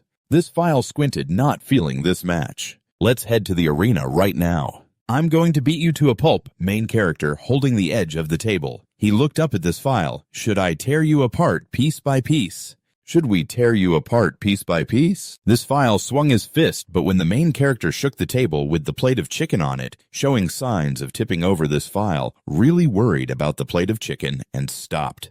Damn, how embarrassing. I don't get this. In short, the main character successfully intimidated. So what will you do, or not, in front of the safety of that delicious fried chicken plate? This file compromised. I understand now. Just as you wanted, your funeral will be held in the slums, so that chicken dish. Take your hands off the table and don't even think about spilling a single piece. The restaurant owner was moved by this file. Respecting the dish I made, the main character didn't go too far, so he let go. The match will be held in a week, and I'll let people know. You're trying to use me with that fried chicken. I'll make you pay with your life. The main character got up from his seat. I'll wait for you in the arena. Meanwhile, eat as much chicken as you want. Here, clenching his fist, looking over, people might think the main character is dominating and bullying this guy onto the stage. The hideout of the Snail June asked, Hey, Sergeant, are you going out to train today? The main character replied, I'm going out to set up a match with Friday. It's easy to threaten him with chicken.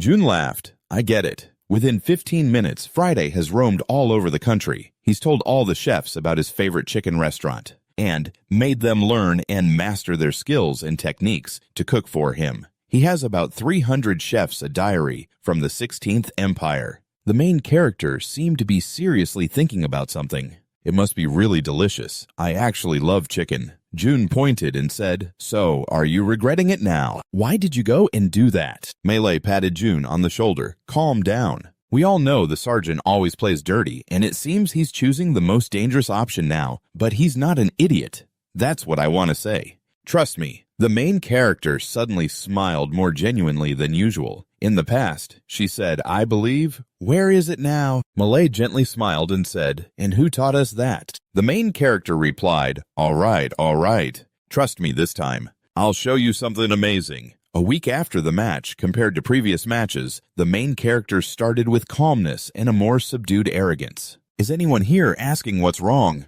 Are you scared? It's too late now. I've made my decision. Win or lose, I'll kill you.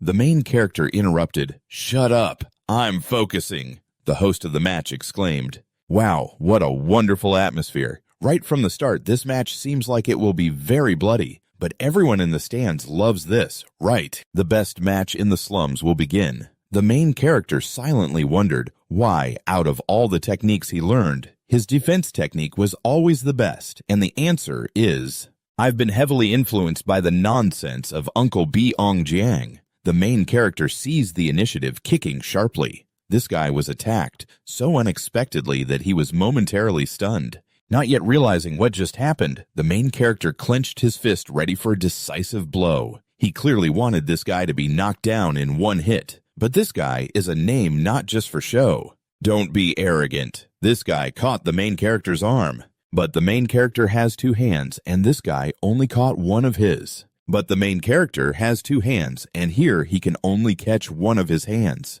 The main character uses his other hand to grab the faded hair here. One of the silly things from Dr. Beong Jiang. Number 2, the main character is straining himself. Has he prepared a cushion for his coffin yet? If I hit you like this, you would be chopped into pieces. June stared blankly. He remembered the main character requested some personal space. I won't be here for a week, so don't bother me. How has he been training like that? In general, the main character is ahead. It's still too early for you to lose. We think so too. The main character complains, "Come on, add a bit of humor, old man." In a battlefield like this, we won't do anything right. It's only now that the real counterattack begins. Beer and chicken today, the main character can feel the pressure. It's going to be delicious. The audience is very enthusiastic about the match, and only when Friday attacks does the battle truly reach its climax. Look at the fist radiating energy from Friday. The first opponent of the main character is now dressed formally, witnessing this match, exclaiming, "Oh my God, Neo, are you watching?" Neo, the second opponent, the main character has surpassed, replies, "Yes, I'm watching here in this underground dump." The ability of File Here. I never thought I would see File Here using his ability. Let me introduce my ability. Sparkle, a magic that adjusts the body. The characteristics of my body transform like the properties of carbonic acid. My sparkling soda shake it long enough, and a sparkling kick straight to the main character's face. The main character quickly crossed his arms for defense. The main character truly feels the strength of his opponent File. Here twists his body preparing for the next attack, not just a sparkling energy blast upgrade. File Here jumps up, throwing a punch straight into the main character's face. The main character is hit, sending him flying. He must quickly regain his balance to stop the bleeding. Blood oozes from the main character's mouth. I can see he has internal injuries. Sparkling John taught me the technique of shaking carbon magic, which can unleash power. It's simple, but using it is very diverse and powerful. But it has a weakness. The main character reaches out quickly towards File Here, grabbing File Here's head and executing his next move, one of the silly things from Dr. B. Ong Jiang number 3. The main character uses his strength to slam File Here's head down to the ground, a drop of water in the water. The first opponent of the main character, his comrade, is watching the performance, primarily when he uses his ability and shakes his magic. There will be a moment when he cannot defend himself. File Here grins, jumping high. "You fool, you haven't learned anything from my previous attack. Keep attacking. Finally, Sparkle will be activated." The sparkling meteor, like a wish file, Here lands from above, destroying the arena. The main character probably calculated and dodged that blow. Now being chased by File Here to attack, my eyes are getting used to it. The moment I see an opening, I can win. File Here stares at his opponent, waving his hand sideways. This time, the main character can't dodge. Use your ability to change your trajectory. Your strength and speed are still lacking. It's not enough. I can't believe you can fight by yourself. Neo tells File Here, "That's not the only surprise. Look at that guy over there. He's smiling." File Here says, "I'm sure I'll take you down in the end." The next attack, the main character responded with a seemingly unrelated question. "Do you feel your legs getting colder?" That happened sooner than I expected. I was doing the same thing. Both sides locked eyes and charged straight at each other, fists shimmering. The main character thought to himself, "Here we go." The shimmering attack was basically a series of punches. The main character braced himself, waiting for the right moment to strike. He tried his best to avoid the critical points, even when he was hit. Once he dodged the shimmering attack, he would finish it then. From the host's perspective, the opponent was defeated by the main character, Senzo, and naturally Malay admired the main character's perseverance after the storm of punches. The punch faded and slowed down.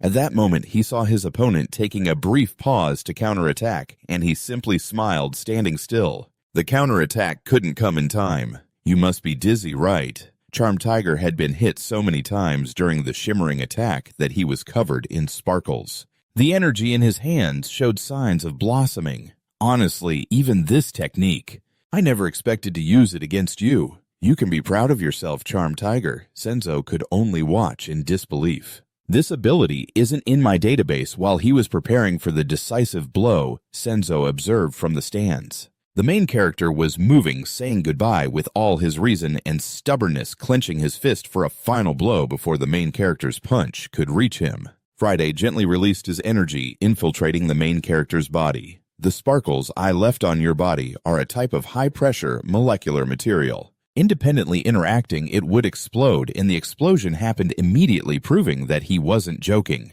The main character's knees hit the ground, injured, inside and out. Is the main character's defeat the end of this match? Senjun covered his mouth silently, blaming himself for this powerful technique. I can't believe it. I have no information about it. He felt doubtful about his skills, always proud of himself. Am I really the best agent? Malay felt frustrated that she couldn't help her ally. If it was like this, she felt powerless. What could she say about reclaiming her world? Up until this point, only he was the one standing straight on the battlefield. This is really bad, Charm Tiger. If you hadn't insulted my chick, I wouldn't have to kill you. However, this is the greatest match I've ever participated in.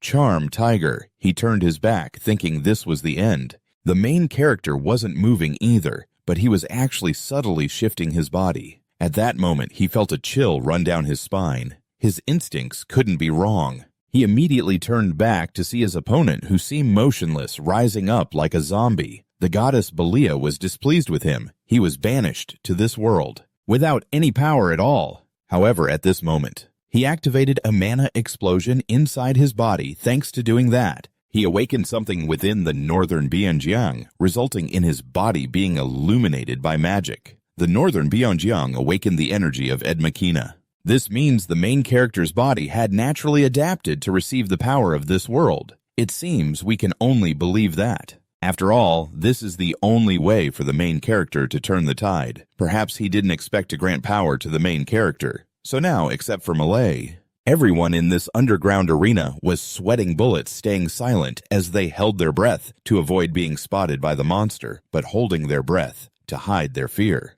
Completely frozen, everyone instinctively felt confused. I couldn't believe it. Can he survive after being hit by the mentor? What the hell just happened? The situation is now unfavorable for him. When the opponent knows your trump card and your abilities, you're left completely in the dark. Once again, he sparkled as he leaped up, his eyes fixed on the protagonist. He got punched straight in the nose before he could even finish his action. Normally, the protagonist was already faster than him, and now he was just a split second faster in this unexpected turn of events. Now he was the one on his knees, confused and furious. He was still sparkling while cursing like a dog, but the protagonist was different now. Just a few minutes ago, he seemed completely composed, so just a toe was enough to protect his chest. A single hit wouldn't do. Let's see, it was a powerful kick that sent him flying. He was overwhelmed, coughing up more and more blood, looking worse than when the protagonist had hit him earlier. Startled, he looked up to see the protagonist right in front of him, mercilessly stepping on his face.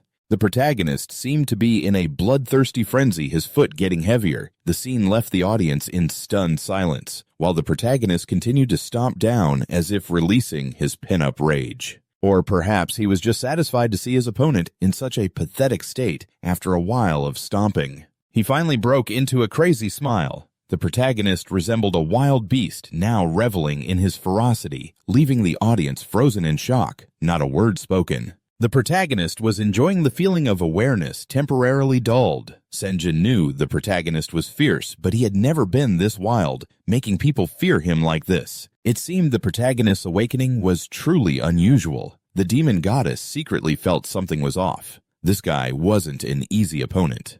The protagonist was stubborn. Could it be that he isn't? Why are you crying so pathetically?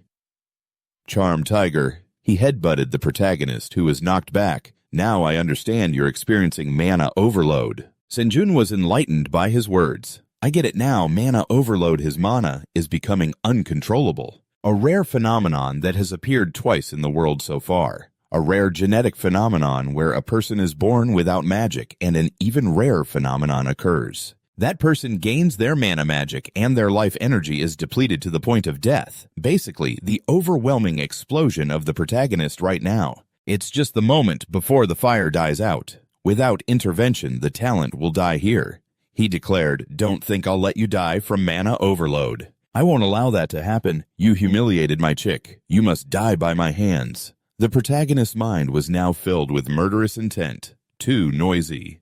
You're the one who will die. I'll grind you to dust until there's not even a speck left. I'll turn you into porridge. Suddenly, a shout cut through the protagonist's extreme thoughts. Back Byong-jing, you're a crazy bastard. The one shouting was none other than Malay Senjin, who was worried and continued to call the protagonist back to his senses. You said you would show me something. Is this all there is? Is this your revenge? Just this much? You, Malay, want to provoke the crazy person to stop, right? Malay shouted. Let me go. Tell me your name. The audience started to murmur, wondering what was wrong with that girl. She probably put all her money on Tiger, I guess. I go that guy. But Malay's words weren't in vain. The male lead actually paused to think about his revenge. The arrogant image of Palia flashed in his mind. You just think you're starting over. Just think about it again. The anger inside the male lead boiled again. Talia, that deadweight name he couldn't forget. He shouted out in rage, leaving both allies and opponents stunned. He punched himself to wake up feeling like his head wasn't clear. He punched himself again, turning the match into a self-destructive display by the male lead Sergeant Back, who started hitting himself. He hurt himself every time his body didn't obey him doing it like that. Until his body couldn't move anymore, he told himself to hold back. He swung his fists relentlessly, a deadly persistence for revenge, and that unconsciousness brought about a miracle when all gathered in one place. But more than that overwhelming display of madness before. At this moment, the male lead was truly impressive. He said to the opponent, "Should we end this?" If before it was just a little attack, now the male lead had earned the respect of the opponent. It was truly insane in this entire arena. The only one who understood exactly what was happening in this damn area was the opponent, who laughed with a refreshing tone, saying, "Is that right?"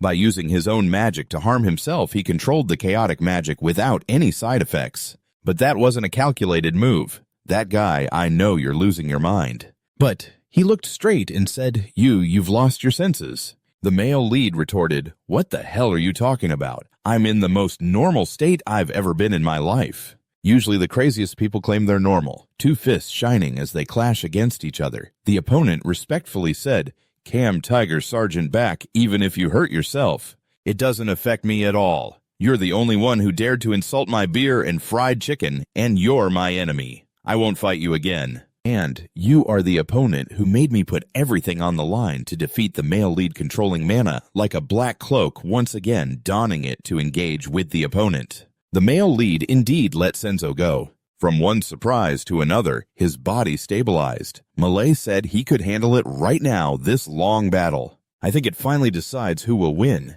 The audience once again focused all their attention on the two opponents on stage. The male lead was in a defensive stance, ready to attack. The opponent was gathering strength for a good second attack. The first to strike was the opponent, both hands ready with good mana, but this time not launching it at the male lead, but giving this good mana to himself. The male lead couldn't help but be astonished. That's right, Mr. Jiang has both hands with good strength, but this time he didn't throw it to the main character. Instead, he took this good strength for himself, leaving the main character in shock. He's using magic on his own. Sparkle is an attack that uses explosive gas energy. If used with good mana, it has the greatest destructive power, and that's beyond his control.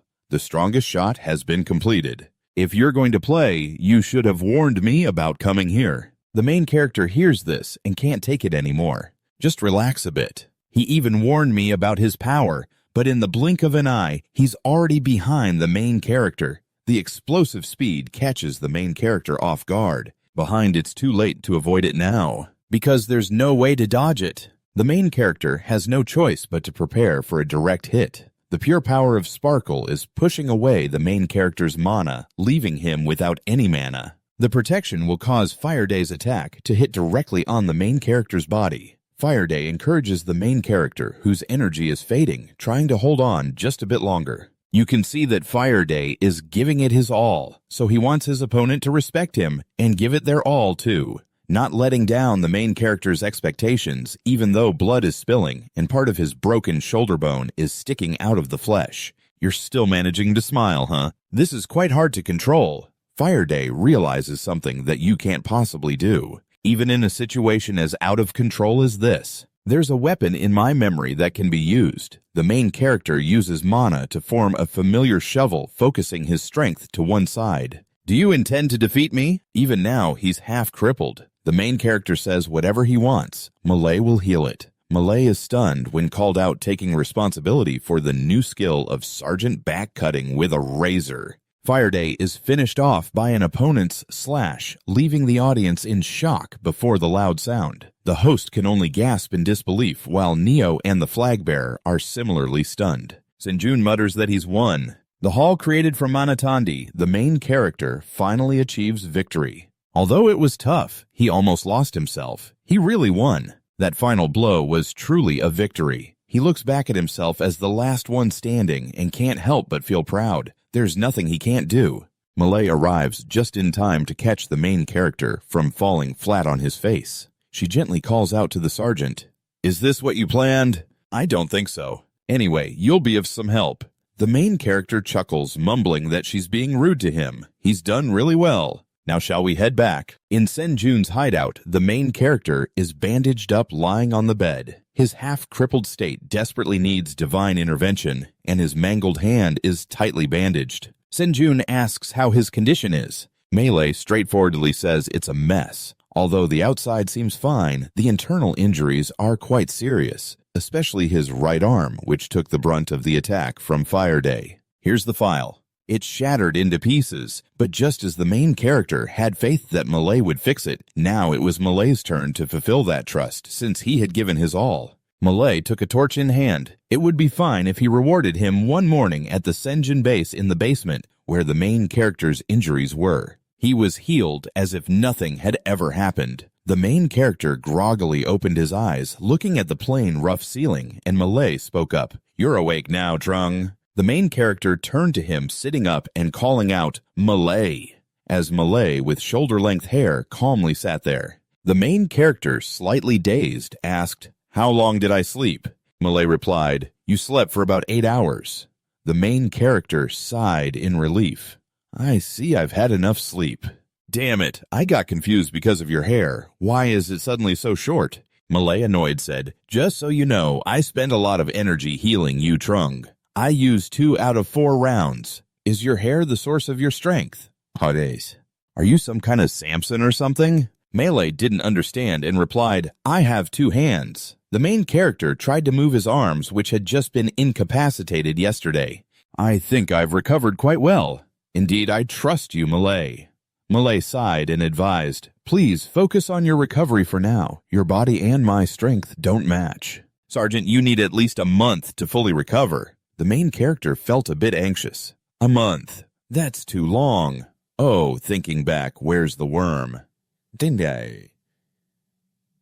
The main character asked, and Malay said, "The chicken that the sergeant took down, the one you took down, he's a famous figure." The main character slightly reproached, "And you mentioned my name back then." "This idiot," Malay lamented, "this idiot."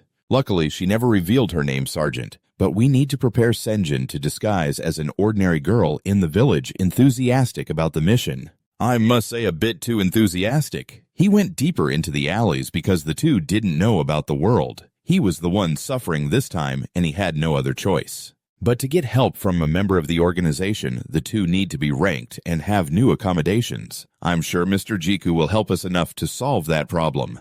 The venomous Jiku, a member of the Men Good organization, is disguised as the manager of a Senjun bakery. He must disguise himself as a woman because Jiku once told Jun that whenever you come to see me, you should enter with a woman's body. Various activities are helping our organization. Should we buy some bread on the way? Sister Malay will love it. Senjun wondered about Jiku's bakery. There are no customers at all. What's going on? Senjun cracked the door open, calling inside. Mr. Jiku have all the bread sold out. Looking into the shop, he discovered that it had been smashed to bits, and the shop owner Jiku had been beaten and restrained, and it wasn't just one person, but a whole group dressed in Western-style uniforms with weapons. Holding a bat was an individual they had seen before. Along with Kim Shin, this young man noticed the commotion at the door and turned to ask, "Who are you?" Senjin stood there awkwardly wondering how could it be. Why was that guy here? This young man answered for Senjun, "She's a customer, right?" Senjun awkwardly asked about the situation. "What's happening now?" The young man replied, "We are currently interrogating this bakery owner. Turns out he's a member of the Men Good organization. I'm in the process of interrogating him, but he won't say a word." Senjun could only exchange glances with Mr. Jiku, who could only silently ask, "I'm sorry I can't let you all go." So, Senjun planned to sneak away to report for rescue. "Oh, I see, I don't want to block my own path." The young man had no intention of letting Senjun escape easily. He pressed Jiku's head down, locking eyes with Senjun, and ordered her to stop. Senjun was tense, not daring to move. He stood there angry. She had to be investigated, this young man was. He was the commander of the first-class Royal Knights. Han slowly stepped forward, staring down at Senjun, who was trembling. Why is that? Answer me quickly. Are you afraid of me, a person trying to protect this entire kingdom? Han grabbed Senjun's shoulders. Are you also a part of Men Good? Senjun could only stare blankly up. Is this the aura of the most prestigious? Han seemed to be applying pressure on Senjun, forcing her to confess. Senjun's legs felt weak. Why wasn't he afraid? After all, he was an information gatherer with no resistance whatsoever. The royal guard stood behind, waiting for orders. Jiku quietly assessed Jun. As I said, you look very cute today. You always comply with my requests, even with a displeased expression. My little Jun, the reason I want you to dress like a girl isn't just my desire. I demand you to be like that. To prevent situations like this, we can have a layer of defense without any gaps. Jiku shouted for that girl to leave. Jun turned to look back at Jiku, who calmly looked back at her. He always remained silent, even when being beaten like that. Jiku's calm voice asked, "What are you talking about?"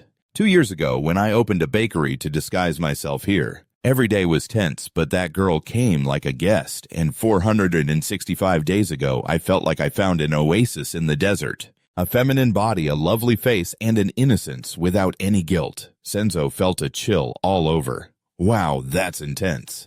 Jiku rambled on, threatening a girl like that. He was threatening a girl like her. Now it was Han's turn to be stunned. He thought with such a straightforward gaze, he showed no fear of death, the disgust he was feeling. He was speaking the truth. He sighed, convinced by Jiku's exaggerated words, and decided to let Senjun go right now. Senjun stood up. She should leave without looking back. But Senjun couldn't completely abandon him. She still glanced back for a moment. Despite being surrounded by royal guards, Jiku remained optimistic, giving Senjun a reassuring wink. Senjun held back her emotions. All she could do was quietly slip away. Jiku could only silently say, "I'm sorry, Jun. Please take care of everyone." Jiku suddenly jolted, looking up to see Han, who was about to kick him out of irritation. Senjun had just taken a few steps away from the bakery when she heard a loud thud. He broke out in a cold sweat as Han ordered his guards to capture all members of Men Good. Send them to Dr. Han without holding back.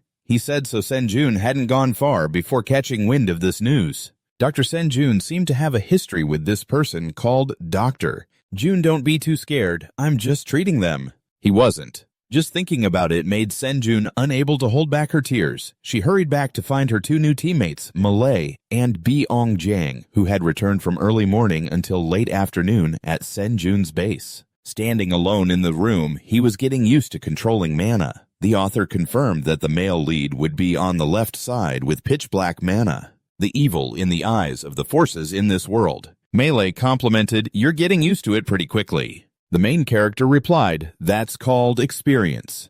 The main character seems genuinely concerned about the whereabouts of the spy in the group, wondering why Jun hasn't arrived yet. Melee calmly asked, "Why are you in such a hurry?" Byong-jang, "You need to relax a bit." The main character misunderstood, asking, "What do you mean by relax?" "That's just a characteristic. Koreans tend to lose their cool oh my. As soon as you mentioned it, here you are." Rushing down the stairs, Senjun appeared before the two teammates, looking like a breathless girl, saying, "Byong-jang, please help me." The main character looked at Senjun in women's clothing, feeling uncomfortable, and told him to change before he lost his temper, wondering what was going on. "Am I the only normal one here?" Malay assessed. "I think you're the only crazy one." The door was closed tightly, and a cup of warm water was prepared as the three sat at the table. Listening to the news Senjun brought back, Malay was the most relaxed, while Senjun was the most melancholic. The main character was probably the most serious about receiving the information, so to sum it up, "You want me to help rescue your organization members." The main character tapped his fingers on the table, choosing his words carefully. "Jun, even though our first meeting didn't go smoothly, you've always tried to help me. Without you, I wouldn't have been able to safely enter your kingdom, and you even led me to the underground arena to strengthen my abilities, resulting in my new power now. It would have been very difficult without you." Maybe that's why Senjun is tense, Malay thought, wide-eyed, expecting the main character to say something heartfelt, but dreaming on, "You think of me as part of your team now." Malay, while not exactly enthusiastic about others, couldn't accept the main character's cold words to the extreme. Jiang, pay attention to what you're saying. The main character coldly interrupted. Goddess, shut up. I'm being honest, but my words are as cold as ice. We're in this together because we need each other. Do you think we're friends just because I smiled at you? Just because your teammate was captured by that strongest guy? And we have to rescue those comrades together. With a body that's only half recovered. The main character slammed the table, not someone who disregards feelings, but everything has to be practical. Malay looked at him coldly. Senjun felt disheartened, but couldn't blame the main character's logic. He said, "Don't go overboard," and the table fell into an uncomfortable silence. Malay was the first to break this uncomfortable silence. I hope Jiang is right. I think Jun is not just the son of an enemy. She presents her views as a commander. I believe he's one of my colleagues. Jiang, just lie down and put your feet up to rest. I'll help Jun even though it's $1 million decision, but it's risky. Malay still chooses to repay the person who has helped him, so let's go, Jun. The door to the room closed, leaving Uncle Jiang all alone. Was he feeling uncomfortable? He remembered the times when the whole group was noisy with chickens flying and dogs barking, but there was life in it. Just the two of you, come on, Ghost. I've had enough of this person already. Just leave your second round behind, kid. I'm worried if this is going to be okay. Don't worry too much. You've done really well. Let's go. He smashed the table to vent his frustration. In the end, he was right, and considering the reality, it was also a hard truth to accept that he was still weak. It's easy to be heartless, but being a good person is incredibly hard, this stupid jerk. Outside Senzo's base, it's dark in the forest now, the perfect time for the disguise to blend into nature. Malay had to ask Jun about this. Why don't you use your transformation ability like usual? This disguise makes me regret coming with you, Senjun said, awkwardly addressing Malay. I need to tell you about that skill. To put it simply, I absorb a part of the target's body and can change my body according to the target's race and gender. But the problem is the more different the target is from a human, the more pressure my body endures. So I brought this just in case. I need to reduce the force on my body to the lowest level. Malay asked, "What is it?" Unfortunately, Senzo told me he didn't know. I got it from the chef and he didn't explain anything, but the captain said to use it only when absolutely necessary. That's what the captain said, Senjun replied. When absolutely necessary. If not now, then when else would it be more necessary than to save our teammates? Malay agreed. That's true. Suddenly, there was the sound of chains clanking. Senjun silently warned the soldiers escorting the hooded prisoners who were chained together. The target was the two people Malay and Senjun wanted to save. One of them was among these hooded individuals. Here they are, both focused on the soldiers escorting the prisoners, who looked sleepy as expected. The Soul Knights didn't show up after all. The Royal Knights would never directly escort the prisoners. This was a good opportunity. Let's act. Both of them didn't notice a huge man 3 times their size right behind them. Talia, I'll meet you. My era has begun. The muscular guy spoke each word harshly. Talia, meet me. This life is gradually changing. Both felt a chill. Had we been discovered? After meeting the goddess Talia, before the muscular guy could lower his hand, Malay quickly snapped his fingers, igniting a flame that scorched the muscular guy. This also alerted the escorting soldiers. An ambush. There might still be soldiers hiding around. Let's escape another way.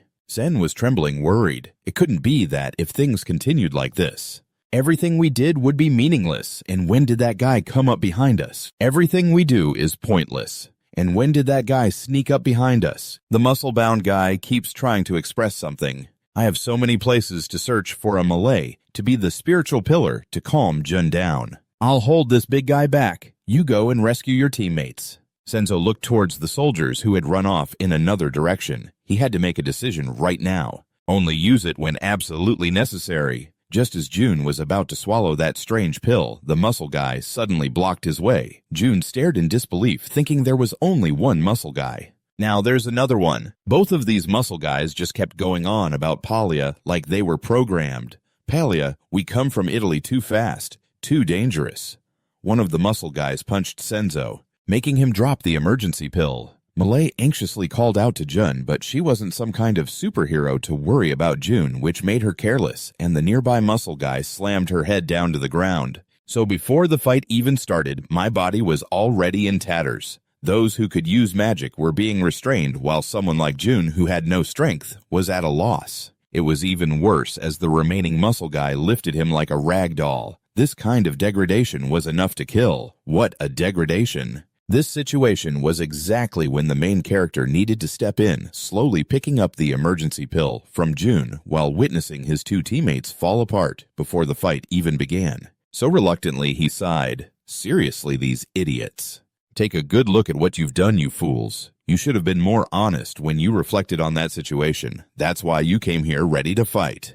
Now, are you awake, comrade?" With the main character's appearance, somehow the tables had turned. The two muscle guys were now lying flat on the ground. What were they going to do next? Both of them were just thrown into the trash by these guys. "You idiot, use your talent," Jun said. "Captain, I was really worried about you." The main character cut off this sentimental talk. "Don't flatter me anymore," Jun insisted. "It's not like that." The main character seemed to want to clarify his stance, saying, "You helped me once before. I promised to repay you for that, didn't I? Now you can say I'm doing just that." Jun retorted, "How can you say that?" The main character turned away. "If you don't like it, then I'm leaving." Jun quickly added, "Wait, I'll still consider it." Malay looked at the expression and knew the main character was just being insincere. She told Tun, "The main character must be wondering where I learned such things." Then all three followed the direction the soldiers were escorting them away. Jun carefully observed the three people all wearing hoods looking quite suspicious. This place was pretty noisy. "We should follow them," the three of them said, then went back into the forest. Meanwhile, in another scene, a person with a grayish complexion like a corpse was sitting swinging his legs. This guy was holding something that seemed very exciting. A voice said, "You seem happy, huh, doctor?" It turned out the person was an old doctor who threw away what he was holding. Laughing, he said, "Wonderful, wonderful. This is amazing. Just now there was a really funny situation."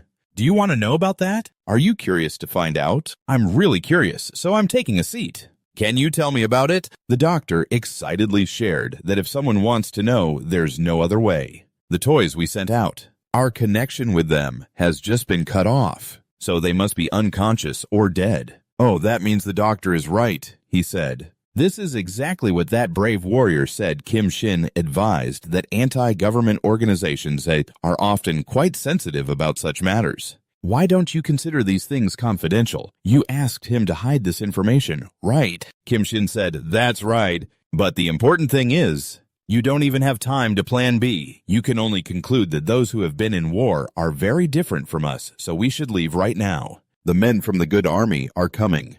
The doctor stretched his shoulders and went with me to this place. He never thought that one day it would soon become his own grave. The male lead hid behind the wall watching the movements in a damn prison. "Is he hiding in that tower? That clearly isn't a trap, is it?" Senjun replied, "Yes, I know very well how this Imperial Army operates. This is Youngwon's request for us." Malay spoke up about the reinforcements. "We'll be in trouble if we stay here any longer. Every minute is crucial," the male lead interrupted, but before that, Malay turned back to the hideout. Malay was stunned, not understanding. The male lead seriously requested, "Please listen to me. I'm here only because of Jun, but it's all for you too. In my upcoming plan, I'll need you.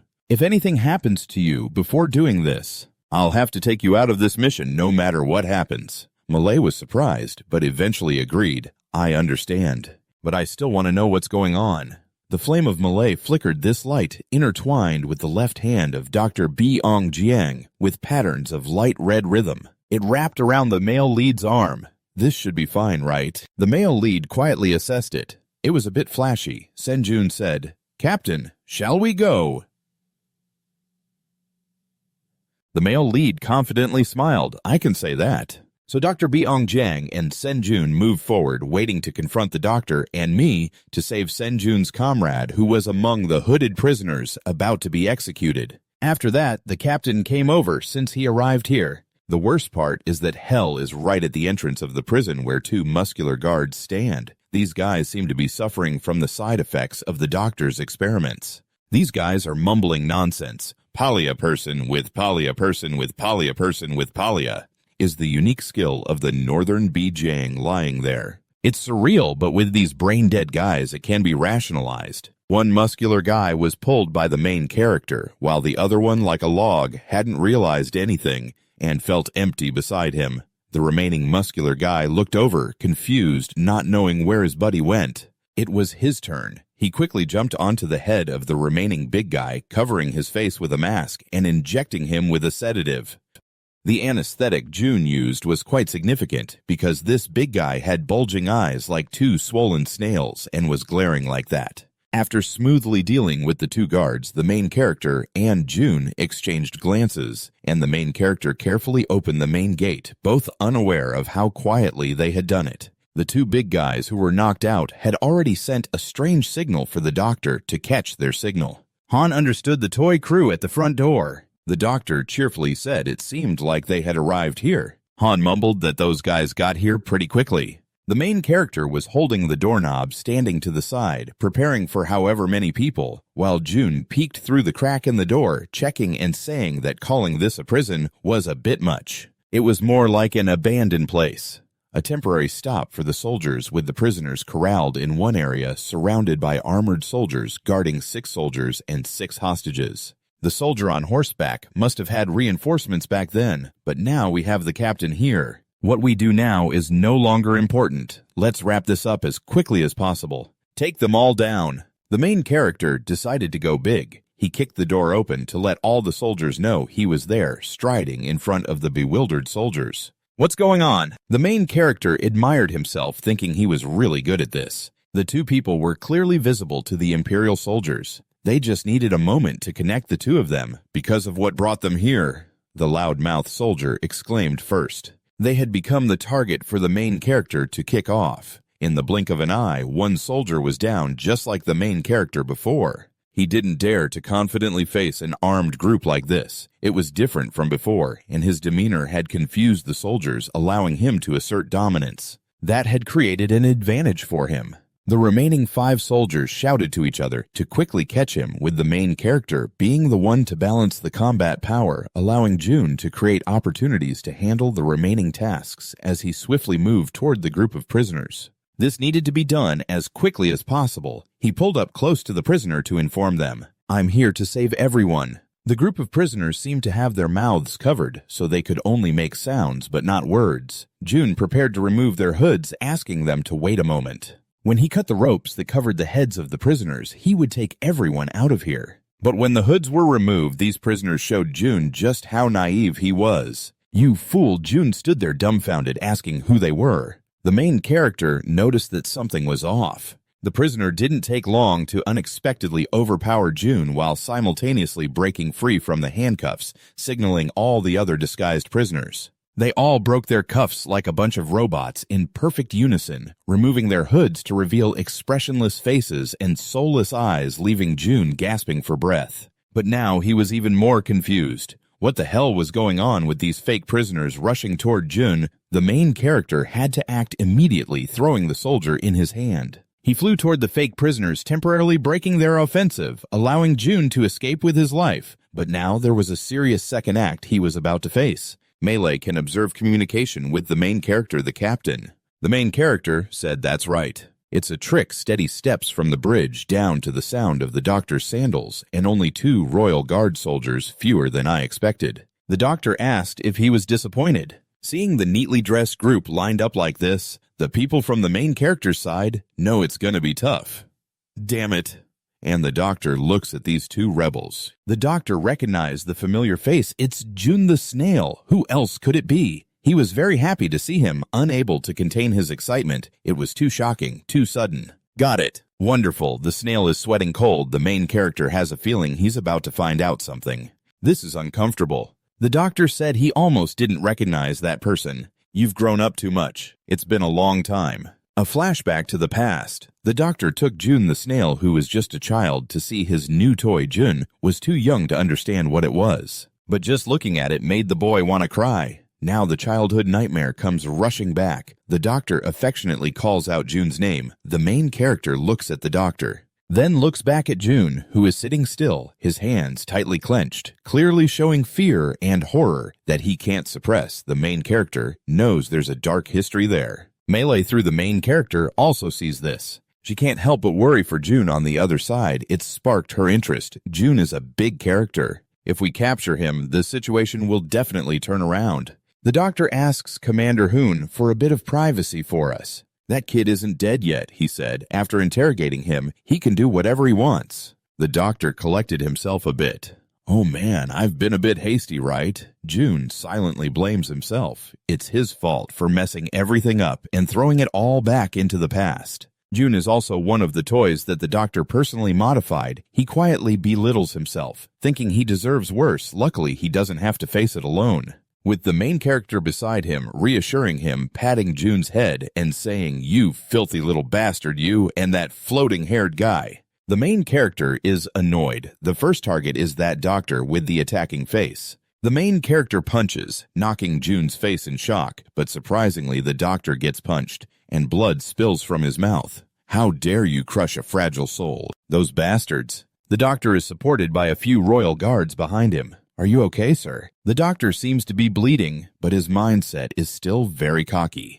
Oh man, looking at this bastard's face makes me itch to hit him. Let's see how long you can keep fixing things. After taking the second hit, get ready. A hand reached out to stop the second fist of the main character.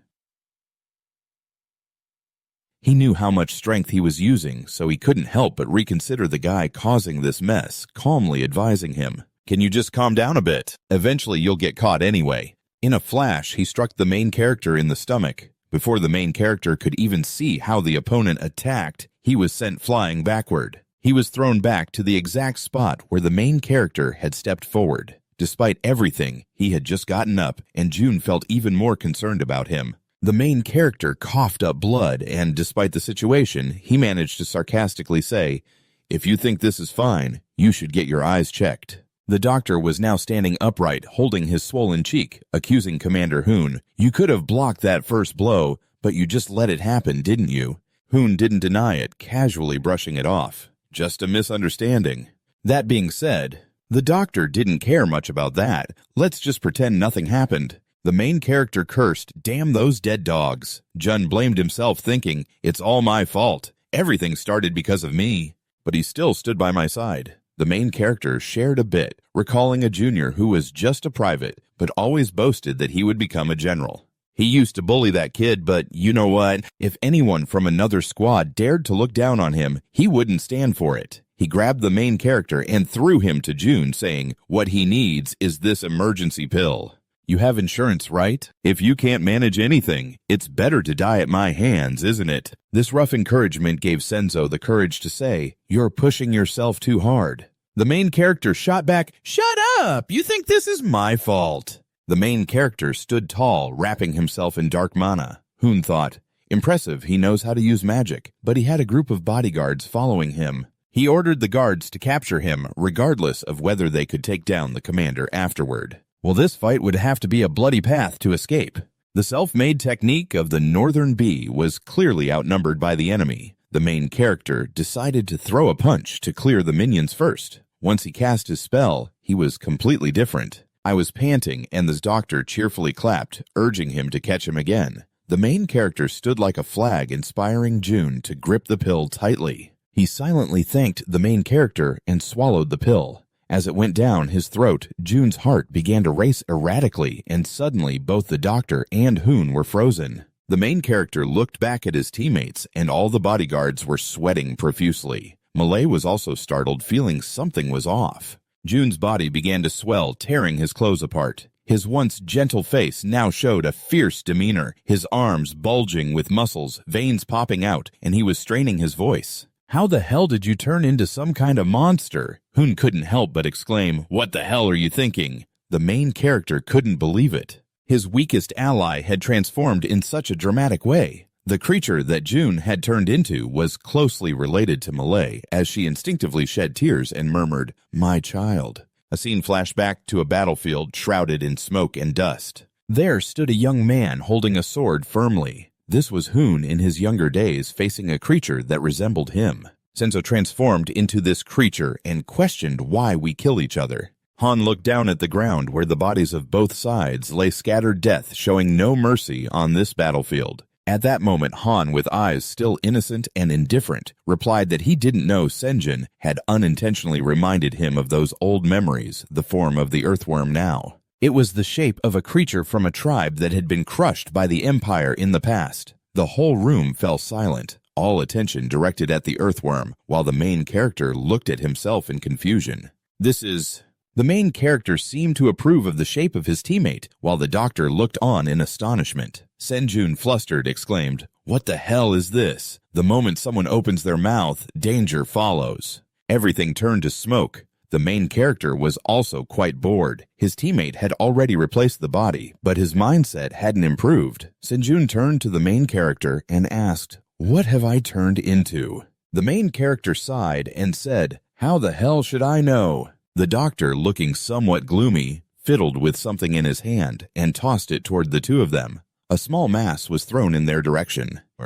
This thing was a living creature. It had eyes, a nose, a mouth, and even knew how to greet, "Hello." The main character looked at the earthworm, feeling a chill run down his spine as the small piece of meat suddenly reached out. "Hey, my beloved toys, can you tie these two up to the structure behind?" The piece of meat replied, "Okay, sir." The main character cursed, "Damn it," as both were sent crashing into the wall behind them. Senjun cried out in pain, and the doctor said, "Commander, please keep this a secret." The commander didn't want his people to be slaughtered, so he said, "I'll keep these two bastards." The main character complained, "This is ridiculous. You guys transformed so impressively, but what can you actually do?" What could Senjun do? "I've never seen a creature like this before," said the creator Malay, who understood her creation better than anyone. She suggested Jun use your teeth. Senjun looked a bit confused, but after a moment he understood the current situation. There was no time to think too much. "All right, I'll bite it." Senjun took a bite, severing the piece of meat that was holding on to him, leaving the main character impressed. Han no longer had that calm demeanor. He said, "Doctor, I need your help from now on." The doctor chuckled and replied, "Commander, if you think your people can keep their mouths shut, I suggest we deal with them all." They're on the same side, but Han clearly didn't like the doctor and replied in a low voice, "I can handle my people myself." The doctor knew how to hold back. He didn't need to pressure his allies. He had his own fun to focus on. "All right, boys, let's play a little when Commander Han turns back." The main character joked, "What do you think? Need to brush your teeth. If there's time, clean up the leftovers too." Sensa wasn't in the mood to joke around with the main character. This is our chance while Han isn't here. The fighting power of that doctor was much lower, but what worried me was his abilities. He could mold anything like clay. He could touch things like clay, especially considering the experiments he had done with living creatures. His potential was limitless. The doctor touched the piece of meat at his feet, separating a bit of it, and then forcefully tossed it away. His potential is limitless. The doctor touched the mass of flesh underfoot, tore off a piece, and flung it away forcefully. The piece of meat flew straight towards the main character's face, who quickly reacted and caught the doctor's meat with a gentle explosion at the same time.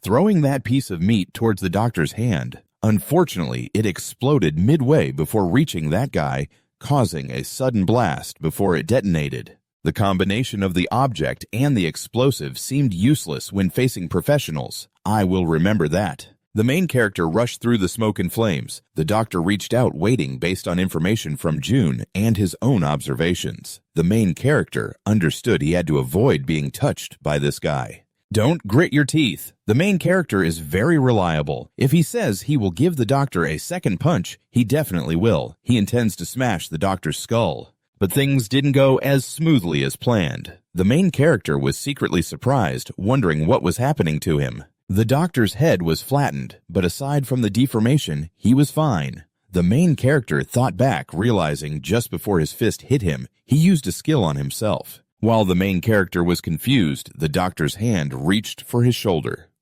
Boy. Just as the doctor's hand was about to touch the unprotected skin of the main character, Jun rushed in to save him just in time. He dashed in and chopped off the doctor's arm that was about to achieve its goal. The doctor seemed to be gradually adapting to this form. The doctor bent his leg and jumped up to catch the arm that had just been chopped off, then used his ability to reattach it as if it had never been severed. He even adjusted his flattened head. He exclaimed with delight, "As expected, 2 equals 1. It's hard for 2 people to deal with the main character now." The doctor himself had no combat value, but his self-repair ability turned him into a cockroach that wouldn't die no matter how much you hit it. We might as well call it a draw. To compensate for his lack of offense, he had a bunch of toys to play the role of a puncher. Compared to a pure physical powerhouse, this doctor was much harder to deal with. The main character felt tired already. Senzo hadn't figured out how to deal with the doctor yet. He shared that it looked a bit messy because he rushed it, but the materials he used were quite good. He guessed it would be fine. He told his toy, "All right, your favorite over there is June. Go say hello." Hearing that, June suddenly recalled Jiku's optimistic face when he was still at the bakery, now transformed into a venomous creature. Although Jiku had been distorted, he still recognized June and could call out his full name, Senjun. As for Senjun, he was heartbroken, because even as quickly as possible, he still couldn't save Deku from the doctor's hands. Deku called out to June, his eyes locked onto his teammate, who had turned into a strange creature. He seemed angry. He stomped his foot hard in front of the main character, and Senjun, with the doctor wearing a pleased expression. Jiku struggled to say, "You?" Then Jiku growled, "Didn't I tell you to disguise yourself as a woman before meeting me?" Jiku, like a child demanding a toy, stomped his foot and transformed into a young girl in a dress. Bikini Malay used all of himself. That guy is quite sick. The main character had to ask Senzo again, "So are we here to save that?" "Right, Senzo, it's really hard to describe." Luckily, Malay made an excuse to hold back. "Don't do that, or he might have transformed," looking at Jiku, who had transformed. At that point, Senzo didn't know whether to be happy or sad anymore. He was always like that, but the doctor really liked toys with such personality. He still had his unique flair. The doctor sensed a warning, but don't let your guard down, because the transformation process was very successful. Jiku took a deep breath, puffing his cheeks. From his mouth, he spat out a yellow liquid that shot straight towards the 2 of them. You don't need to guess. It's definitely not something good. Jiku took a deep breath, puffing up his cheeks, then spat out a yellowish liquid that shot straight towards the 2 main characters. No need to guess. It was definitely not something good. The 2 of them split apart to dodge the liquid. Where the liquid landed, signs of corrosion appeared, the ground melting away. Jiku's ability is transforming bodily fluids into poison, which is why he's known as the venomous snake. Meanwhile, the main character was disgusted by this ability. Senso was reviewing the information, but usually the saliva splatters whenever he talks, melting clothes and leaving scars on the skin. It's a useless ability that just causes a bit of annoyance. Right now, I can't assess Lord Jiku with the usual knowledge I have. The main character called for everyone to gather. "Hey, Jun, what's his ability?" Senjun replied, "I don't know because he's been mutated." The main character was getting frustrated. "Yeah, it's your fault for relying on you. Doctor, show us what you can do, Jiku." He complied, enhancing his sweat secretion. Jiku's body tends to sweat quite a bit now. Jiku's sweat had turned into a type of corrosive liquid. Just touching it would inflict pain enough to kill. Jiku leaped to the center of the room. The 2 main characters were still unsure of what Jiku was planning when he twisted his body, choosing a move to disperse his sweat widely, a whirlwind of juice aimed at Senjun. Lacking skills and the ability to adapt for defense, the main character knew how to manage the self-created technique of Dr. Bongjiang. His ability was somewhat similar to that of the doctor, being easy to create and flexible enough to form a barrier, but this was just a temporary measure as the newly formed shield quickly dissolved. The doctor was secretly pleased. The more he looked at himself, the more he felt like a truly high-class experiment. He assessed the situation and chose the appropriate skill. Quite impressive. I'm sure he's been fighting for his life all along, and he grinned widely. The doctor was eagerly anticipating the main character in his hands, unable to stop being intrigued by the thought of turning him into one of his experiments. Meanwhile, the main character was busy checking on his teammate June. "Are you okay?" Senjun was writhing, saying, "I'm about to pass out." But calming down, he realized, "Yeah, I'm still fine." Everything around was definitely melting away. But why am I completely unharmed? This creature is incredibly powerful. With this strength, we might have a chance to escape. The doctor could read what Senjun was thinking, so he reminded him, "Oh dear, With such a narrow-minded thought, it's already too late. Jun, look. The ground around them suddenly began to rise, quickly forming a cube. This was a technique of the doctor molding clay to create a room for the two. The main character was trapped in a confined space with the mutated Jiku. Although they were on opposing sides, the doctor encouraged the main character's progress if he gained combat experience. I think that will be beneficial for me. As long as you're still breathing, your soul will be fine. Both of them understood the situation they were facing. They had fallen into a trap. The doctor signaled, "It's time."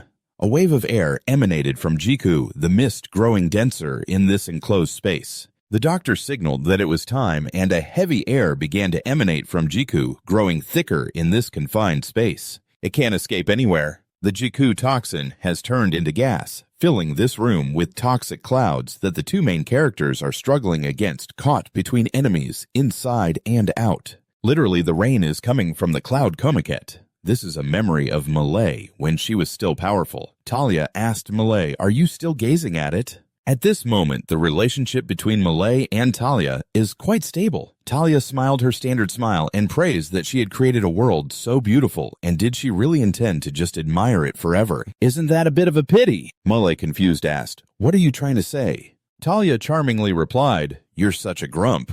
I just wanted to suggest something to you." Talia extended her hand, inviting her. "Do you want to build life together?" The memory ends. Returning to the form of a worm-like creature in the present, it seems that the worm-like creature has become the creation of the two goddesses. Just thinking about it makes Malay's heart feel cold as ice. Talia the worm thought in panic, "We're stuck here CMND in such a confined space.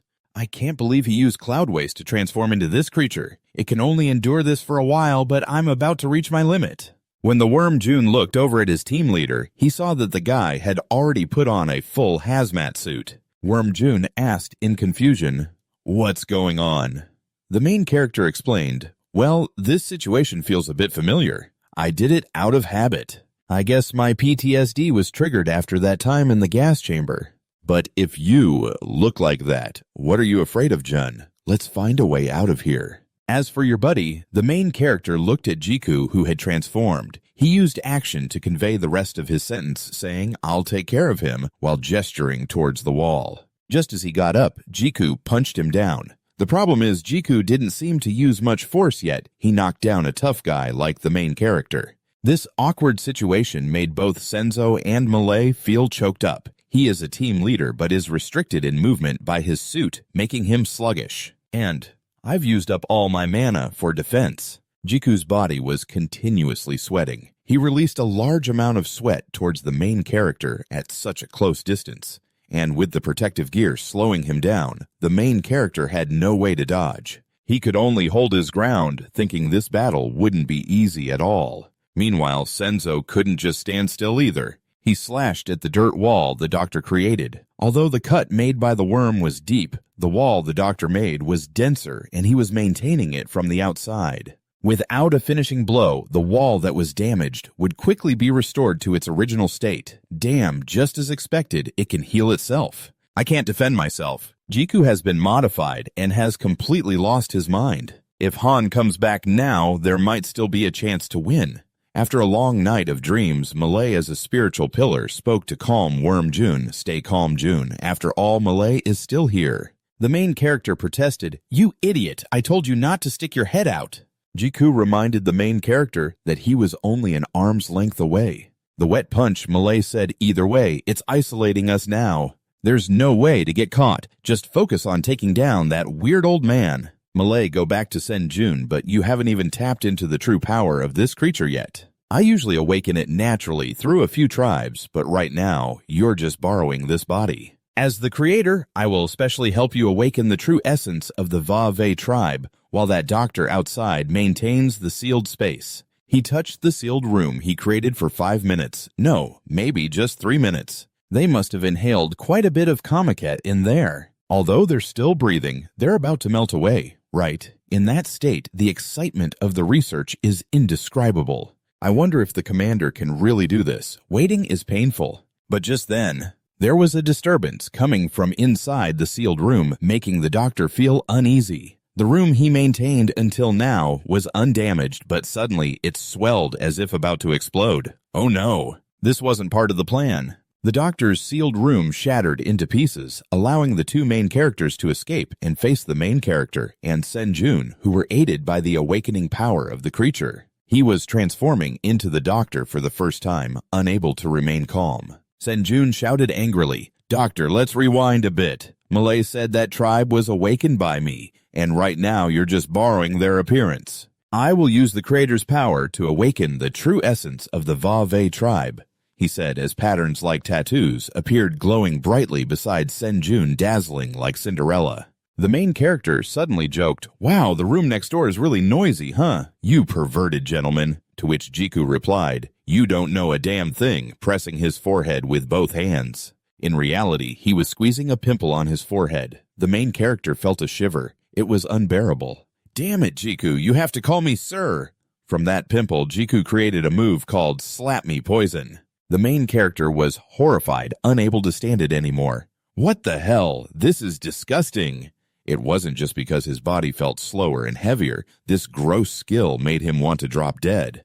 That sick bastard. He and I are a cursed match. The main character was tightly gripped by Jiku, feeling uneasy. Jiku said, "My preferences need to be respected," as sweat poured from him. It created a kind of toxic wave towards the opponent. Though hard to accept, the main character had to admit that this move was not good at all. Jiku pressed the main character into the corrosive bodily fluid he named Love Pit. After this, the main character would have to wash thoroughly to cleanse both spirit and body. The main character silently screamed, wishing he could hit him. He was running at full speed, yet still felt slow. Maintaining the protective suit made it even harder. "What should I do?" Jiku's hand came crashing down. This made it impossible for the main character to predict. He was fighting a madman who not only harmed the enemy, but also didn't care about his own condition, even though there was no relationship. But the main character still remembered that this was Senzo's teammate, so he called out, "Hey, you perverted gentleman!" His voice caught the attention of Senjun and Malay. Senjun looked back and noticed Jiku's heartbreaking condition. "What's wrong? Jiku's body is starting to break down. He was modified too hastily, so he became too powerful. Too powerful for normal endurance, so his body couldn't take it anymore. When Senjun went to support him, Jiku could no longer stand. Senjun felt Jiku's flesh melting away. The mask the doctor had placed on him was also half gone. Jiku opened one eye slightly, and Senjun cried for his ally. "Jiku, wake up. We can escape together now." Jiku's breath was weakening as he spoke his final words. "Jun, I think I can't go with you anymore." "Don't be sad, Jun. Who wouldn't risk their life on a full moon night? I still have one last message for you, so please listen." Senjun nodded. Jiku said, "Men, good. Number 6, the shelter is in the second drawer, slot 4. Inside there's a secret maid outfit. Can you wear it?" Senjun cried for his teammate with this weird quirk. "Well, even so, you can't look at it again, can you?" Jiku raised his hand, still intact, gently patting Senjun's head. He smiled softly and said, "I'll be watching over you from heaven." Back to the present. Senjun was filled with rage and sorrow, calling out the doctor's name. He rushed to take the doctor's head in 1 minute, but the guy nimbly dodged. The guy curiously asked, "Why does the flower look so scary? Why are you so angry?" Senjun trembled with every word, "Doctor, you." The doctor pondered, then suddenly realized and exclaimed, "Oh, is it about that creature? Is that why?" Jiku's body kept disintegrating, unable to remain whole. Even though he wasn't related, the main character felt uneasy, clicking his tongue. The doctor amusingly remarked, "Jun, you're still too young. I'm very generous, so if you calm down now and come back with me, we can create a creature like that for you." The doctor's new arm blinked, missing a few fingers. The doctor was astonished, looking at Senjun, whose tears were streaming down right in front of him. He noticed the small mouth of Senjun bleeding and felt cold, realizing his hand just got bitten off. "If I don't kill him now, I don't want to live anymore." But biting this doctor's flesh isn't easy. Senjun had to endure an explosion from within, dust settling. After the explosion, Senjun still stood firm. "Now, without my allies to support me, or the doctor thinking of a way out, the chances of him dying here are pretty high." The doctor wanted to play it smooth and talk a bit. Senjun grabbed the doctor's shoulder tightly, opening his mouth, clearly wanting to bite off the doctor's head. For some reason, the main character jumped up, preparing to devour the doctor. Senjun thought to himself, not sure why. But Senjun quickly got an answer as some energy slashed down, leaving a trace behind. The main character was startled. The entire base was being cut through, leaving the main character confused. What the hell? Everyone looked toward that sweet cut. From the gap came a voice struggling. The main character and Senjun couldn't forget that there was still a formidable enemy yet to strike. The doctor was also a bit shocked. If that hit him, he'd be done for. His eyes peered through the crack as one hand swept away the wooden wall, but it was pointless. It seems like the arrangements in his mind and his people are gone now. To avoid being hindered in this battle, this really is a waste of time. The entire base has now turned into ruins. Not sure what happened, just knowing that both Senjun and the main character suffered a great defeat. The main character silently wondered what was going on. Is he awake now? The main character sat up looking at the shadow behind the smoke. That gay-looking guy. He just randomly picked up a wooden stick and created this chaos in less than a minute. I can only say that he is completely different from anyone I've ever encountered. He's on a whole different level. He ordered Senzo to revert from that transformation. Senzo, if you don't listen, I'll cut off your arms and legs one by one. Your anger, will it be enough to overcome your fear? Watching the enemy bully and intimidate his teammates as if he didn't exist. How crazy is that? The main character is furious. Hey, are you ignoring me? Seeing the main character about to do something reckless, Malay quickly advised. Wait a moment, I'm going back to gun form. The main character said in a deep voice, from now on, don't go outside. No matter what happens, he had warned before acting. If you happen to make the mistake, I will end our collaboration. Malay knew the main character was determined. But how can you not worry? The main character called out, hey, you flamboyant guy, I'm still alive. It's not New Year's yet, seeing the main character bring the power of life, but with a face that completely disregards the opponent somehow. He looked like he was standing still, but the main character still felt the slap to his face. He couldn't see his movements, but an attack was coming. He swung the stick to hit the main character's head. Next, he swept his legs and then slammed down again. This doesn't feel like a fight at all. He swung the stick as if playing with a child, just hitting the main character. The main character had never been knocked away so effortlessly. His combat power was on a completely different level than that mad scientist. Senzo was extremely worried about the main character's condition. The main character stubbornly cursed, damn it, and calmly advised, why don't you stop? You're seriously injured. Your right half is almost crippled, and you can't even use your power like when you attacked my people anymore. I'm not mocking you, so just stop. The main character found this guy incredibly ridiculous. He declared something incomprehensible. I don't understand why you're pushing yourself so hard. You must know you have no chance of winning. The main character replied, I don't tolerate humiliation, big or small. Anyone who insults me, I will slap them in the face with everything I have, even if they are a god. But he didn't care much about what the main character said. You really talk too much. Is that all you want to say? The main character said, no more. When we meet again, our gazes will definitely reverse. He said this with confidence and challenge, but he showed signs of boredom. Gripping the stick in his hand, he effortlessly swung it toward the main character. The mad scientist leaned against the wall, waiting for him to finish grinning triumphantly as the main character was brought down. Senso also reverted back to his human form. It took him less than 5 minutes. Truly, the mad scientist said, if the doctor had prepared for the battle, I wouldn't have to lift a finger. So don't get too comfortable. A state of complacency will diminish your abilities. The doctor casually replied, then checked the guy pinching the main character. The doctor asked, so how do I get to take these two? He sighed in exasperation. If it were Senjun, I would have sent them to you a bit earlier. Now I will escort the criminals back to the Imperial concentration camp. Inside the concentration camp, there was a bucket of water. They splashed the whole bucket of water in the main character's face to wake him up. The guy who splashed water casually asked, how do you feel, criminal? The main character glanced to the side and noticed that this place was deserted. Not only was he alone, but he also saw someone being escorted somewhere. The main character wondered where he was as an unfamiliar old man with a razor smiled and said, now's not the time to be asking questions. The main character squinted, assessing the old man's appearance. It doesn't really suit your style. That guy is better at shaving the main character's face, so you should shut up, because I'm the one getting cut here. The main character asks, "Are you planning to torture me?" The guy replies, "Well, something like that." This guy laughs a bit creepily and says, "Let's get started." The concentration camp of the Empire echoed with screams.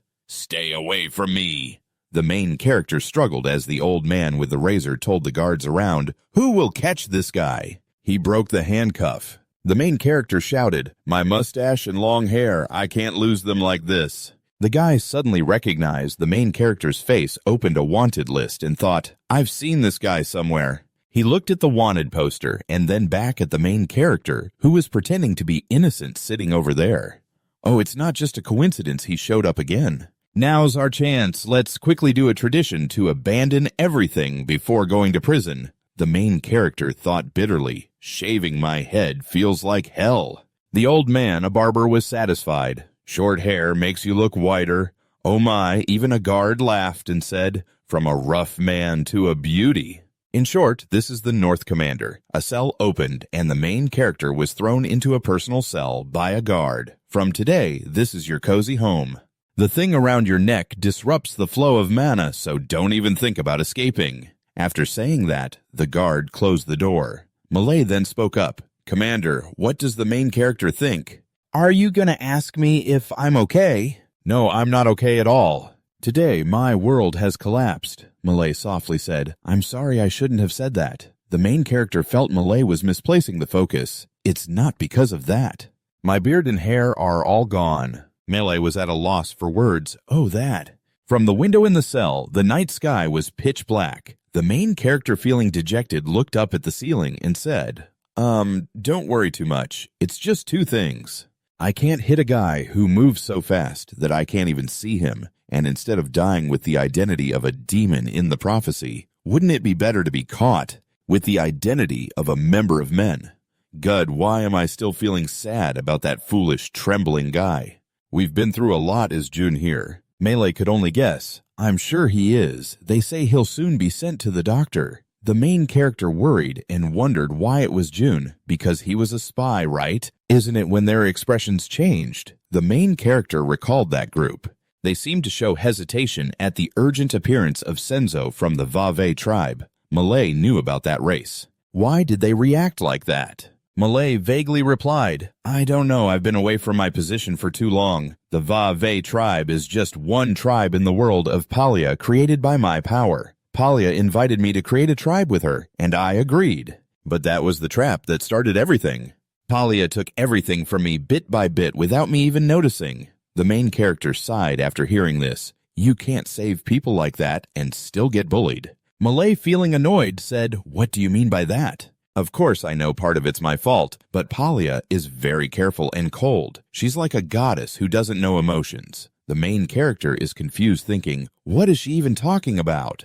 She reacts emotionally like an elementary school student. She holds grudges and always looks down on others. Talking about understanding Palia, Malay surely knows better, so she says, Captain, don't talk nonsense. Are you being fooled? You don't even know if you heard what Palia said to me. You'd realize something about Malay. The main character frowned, wondering why she suddenly stopped talking. Malay scoffed, saying the captain has been capable since the beginning. Her words summoned him as a warrior. Could it all be a lie? The main character clenched his fist tightly. Malay noticed the silence and called out to the captain. Suddenly, he burst into laughter, laughing like a madman. The main character laughed while saying, My stomach hurts too much. After he finished laughing, then with darkened eyes, he mumbled, I thought everything was my fault. I thought maybe the goddess wanted to use her powers to give me a chance. I wondered if she was irrationally venting her anger. That thought kept swirling in my mind. I had to live in madness, but now I completely understand.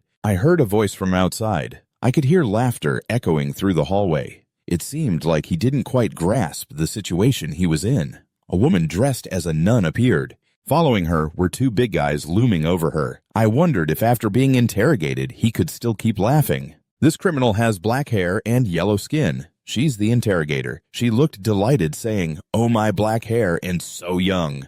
How terrible, the main character thought. Is this racial discrimination? One of the big guys clapped, signaling the two hulks like two gods to stand on either side and lift the main character up. The main character was escorted away to begin the interrogation. The stopping point was a room with a table displaying some basic torture devices. The main character was handcuffed and hung up. The interrogator gently asked the first question, "Where are the other members of Men Good?" The main character, with a serious face, honestly replied, "I don't know." The interrogator sighed, not expecting him to answer right away. The main character firmly said, "No, I really don't know." The two big guys lifted a plate with a frying pan on it in front of the main character. "If we make a delicious fried egg, will you open your mouth?" Saying that the interrogator cracked the eggs as the pan heated up, starting to fry a regular sunny-side-up egg. At first, the main character didn't understand what she was trying to do, but when he saw the egg not only cracked, but the yolk spilling and the shell bits falling onto the surface, he realized. For someone with a phobia of oxygen, this was indeed torture. The main character had to ask, "What are you doing?"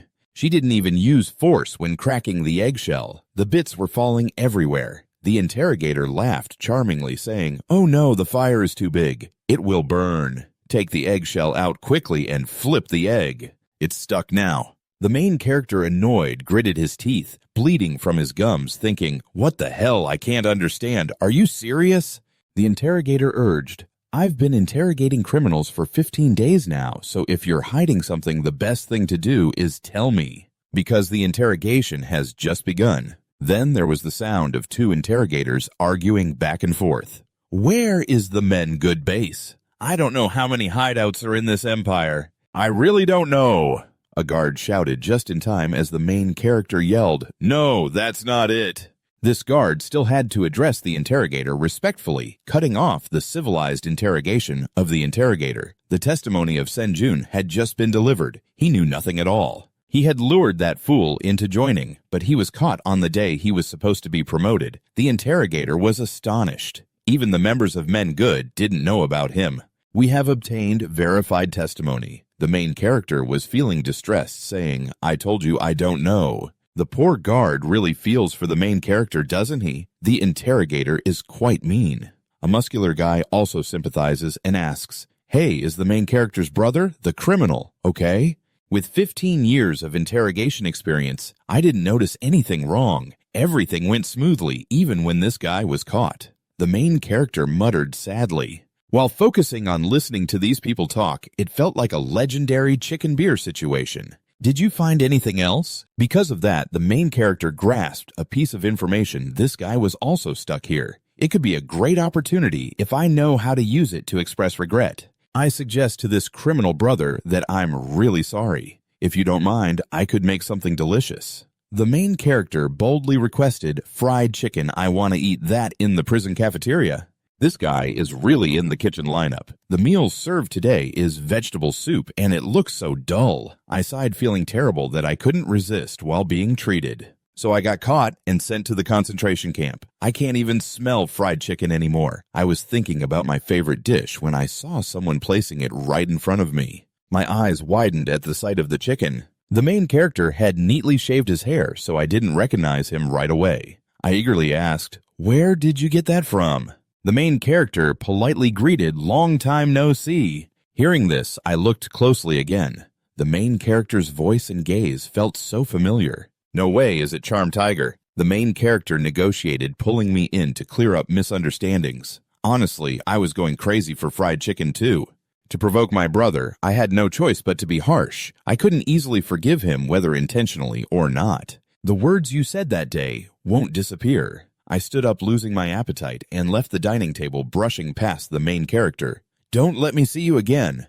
The main character calmly replied, "I sincerely apologize." And this. Actions always speak louder than words. He offered the best fried chicken to me, saying, "This is my sincerity. I'll save the thigh for someone who loves chicken." This is for you, Friday. You know what that means, right? For someone who worships fried chicken like me, this is the highest gesture of goodwill. A chicken thigh from someone in love to prove that sincere heart. He quietly knelt down and offered it to me. "A chicken thigh, huh?" I scoffed. "You think I'll fall for just a fried chicken thigh?" The main character chuckled softly. "Not at all. I'll give you 2 of these." How could I resist? So I returned to the table for 2 delicious fried chicken thighs. Rare in this concentration camp. The aroma of the crispy coating and the scent of grapeseed oil, the crunchy texture of the fried chicken. I savored it slowly. Finally, after so long, the fried chicken was truly touching. But I usually eat up to 30 pieces of fried chicken. Just 2 pieces, I stared intently at the main character's plate. He tore off a piece of fried chicken eyes wide and took a bite. Look at this. I was furious. I reached out with both hands, grabbed the main character's shirt, and lifted him up. What are you doing? Are you lying about loving fried chicken? The main character just patted my arm and calmly replied, Not at all, it's just this fried chicken. It's just not my taste. Let him go. You don't understand what he's saying. This is already really delicious. The main character sighed, feeling sorry for this fried chicken. I can't believe you actually find this tasty. To me, this fried chicken is way too ordinary. It needs to be more intense like back home for fried chicken shops to compete in this harsh market. They really have to work hard to upgrade the menu. Many chicken dishes have been improved, but only about 0.1% can actually survive. Only by stepping over other chicken dishes can the best fried chicken survive. Just imagine this year, so many chickens have been killed in this fierce battle. The main character in this illusion walked over, hearing the sounds, looking back at the main character in this fantasy, pulling down the brim of his hat as he took it off, smiling gently. Adding a bit of comfort, presenting a plate of chicken that has survived through so much hardship, imagining it brings tears to my eyes. The main character said, Come hold my hand. Let's change this world together. To change the world, I need your help. This is a world where loyalty dominates and competition and development have been hindered. If fried chicken comes from a place like this, the main character looked at me and said, Oh, I'm sorry I was too hasty. The main character turned away, leaving a quiet space for me, but still leaving an invitation. I'll wait for your answer. The workshop here is not just a prison. They are also assigned some tasks like sorting out the goods, for example. Malay spoke up, the captain. I hadn't talked to him since then. The main character placed 3 wooden boxes down at the designated spot and replied, Don't worry, I'll come to you. Malay thought, Well, I'll trust the main character's judgment. Just as I mentioned, cow appeared. I called out to the tiger, and the main character smirked, Gotcha. The main character turned back to talk to me in a friendly manner. I've been waiting for you.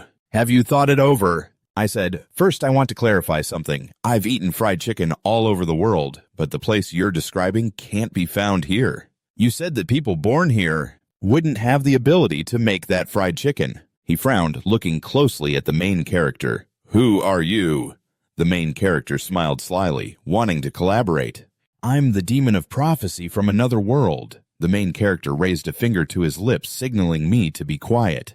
This is a secret. Malay wanted to see what my choice would be. I paused for a moment, then grinned. Wonderful, I'll bet on you. A month from now, still in the Imperial prison. Have these prisoners been chatting about the rumors? What rumors about that new soldier from Men Good? Oh, that guy has formed a whole squad. That's right, it's him. He's really close with the guards, doing some things for them. He's the one who disciplined those foolish prisoners. I heard the guards are crazy about him. I think he's only been caught once or twice. I mean, he should have been locked up for at least a year and 9 months. Today the workplace is his territory. Maybe we'll run into him. As the 2 prisoners were talking, they suddenly saw a group of prisoners lining up to come out. The 2 of them looked confused and worried. I've been working really hard. The main guy is leading the promising prisoners he recruited. So everyone should work hard too, okay? Dr. Beong Jang escaped from prison D 3 months ago. The 2 prisoners sitting and resting noticed something and nudged each other saying, Look over there, oh my God, Friday, and the rookie from Men Good are walking together. We can't even talk because they're terrifying. I wonder what they're talking about. Is their first plan to break out of prison? The main guy confidently replied, That's right.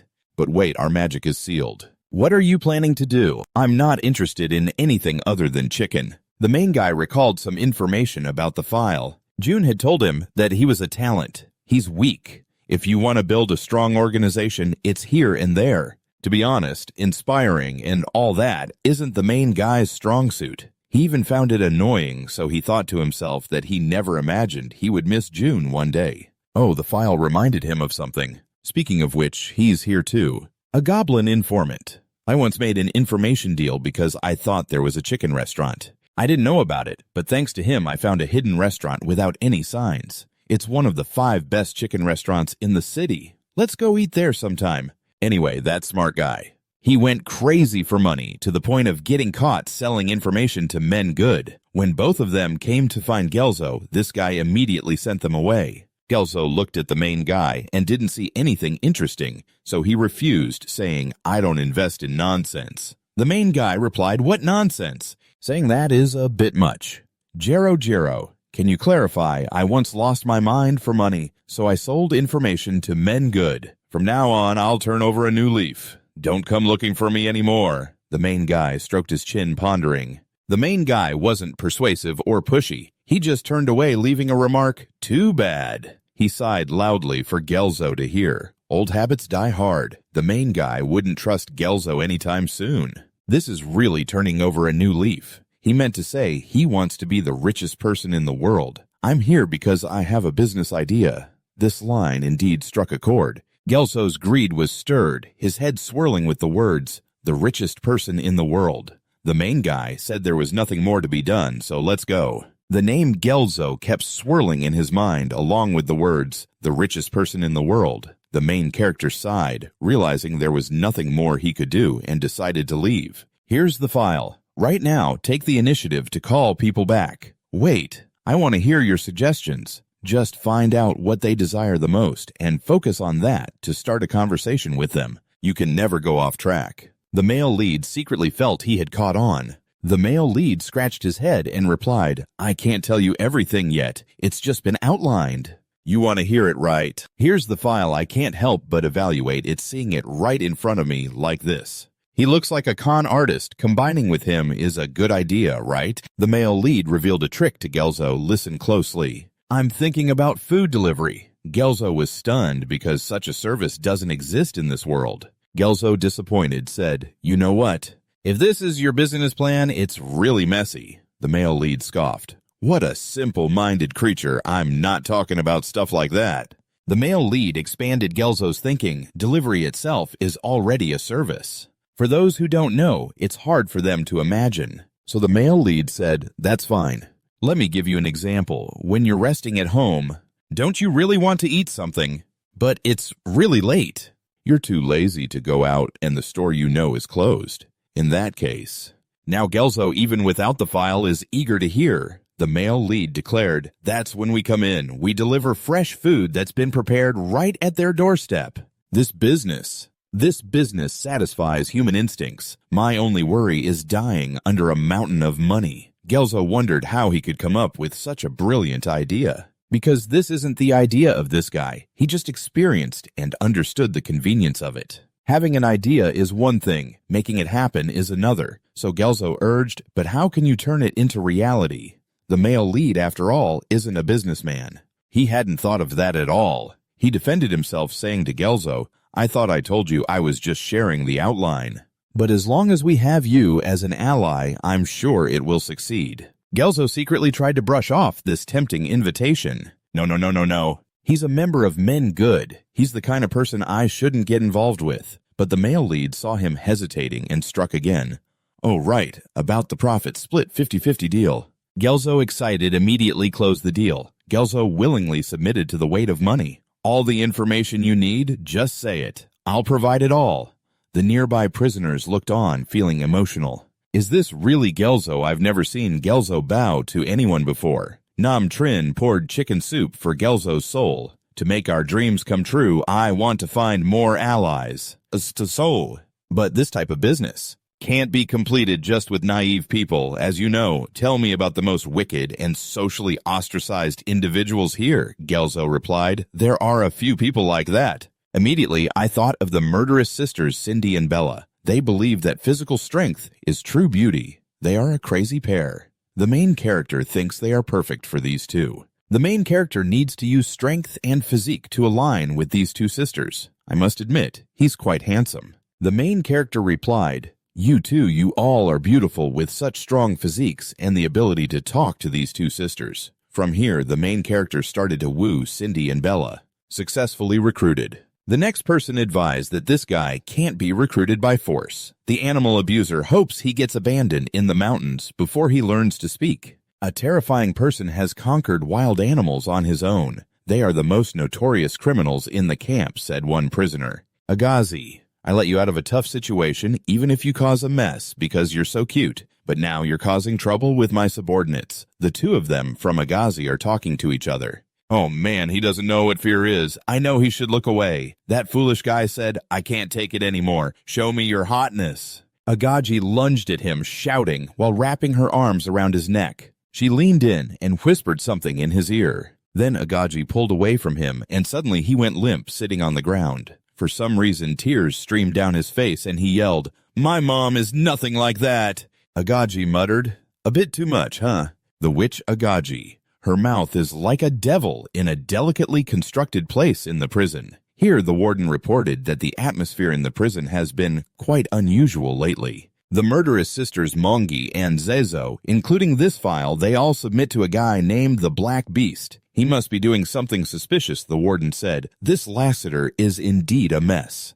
The warden also accepted that it's a mess. Don't worry, you know who I am, right? One of the strongest ranked second in the list is the warden of the royal prison. The warden confidently smiled and said, What are you still worried about? If you know me that well. Ranked second in the list, the one who sets the rules of the house, also known as the Godfather. The royal prison under Captain Han. As long as I'm still the warden, everything will be fine. Just relax and watch how everything unfolds. Stupid, stupid, stupid. The crowd gathered eagerly anticipating Agaji's recruitment, while the main character swayed to some music. Making the three Agaji extremely confused and flustered, the main character pointed at Agaji, holding a short, sharpened stick that looked like a mic declaring war. This is a butt battle with Agaji, so they thought speechless. The warden, huh? I don't know either. The prison has been livelier since the main character arrived, with prisoners gossiping about what a butt battle is. Who cares? It's a fight. It means two people are fighting. The main character began to popularize it.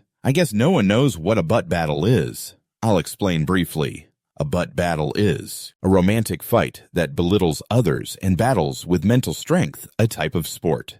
Agazi, I've heard rumors about you. It's said that every word you say can make others lose their mind. Isn't that infuriating? The curse words you think in your head, I don't think you've ever said them out loud. Agazi suddenly blushed. Her companions looked at her, thinking the situation seemed to be getting troublesome. I should handle this situation myself. This person is making noise for the remaining members. Let's just wrap this up with just the two of us. Zito told me he wants to play turn-based, but Agaji is supposed to lead the charge first. That's how it goes. Agaji called back to his buddy. Wait a sec, main guy, just watch how shy Agaji is when he says this. Can you satisfy me? The main guy threw something to Agaji. Turns out it was a wooden mic. The main guy was showing off his gentlemanly class, ladies first.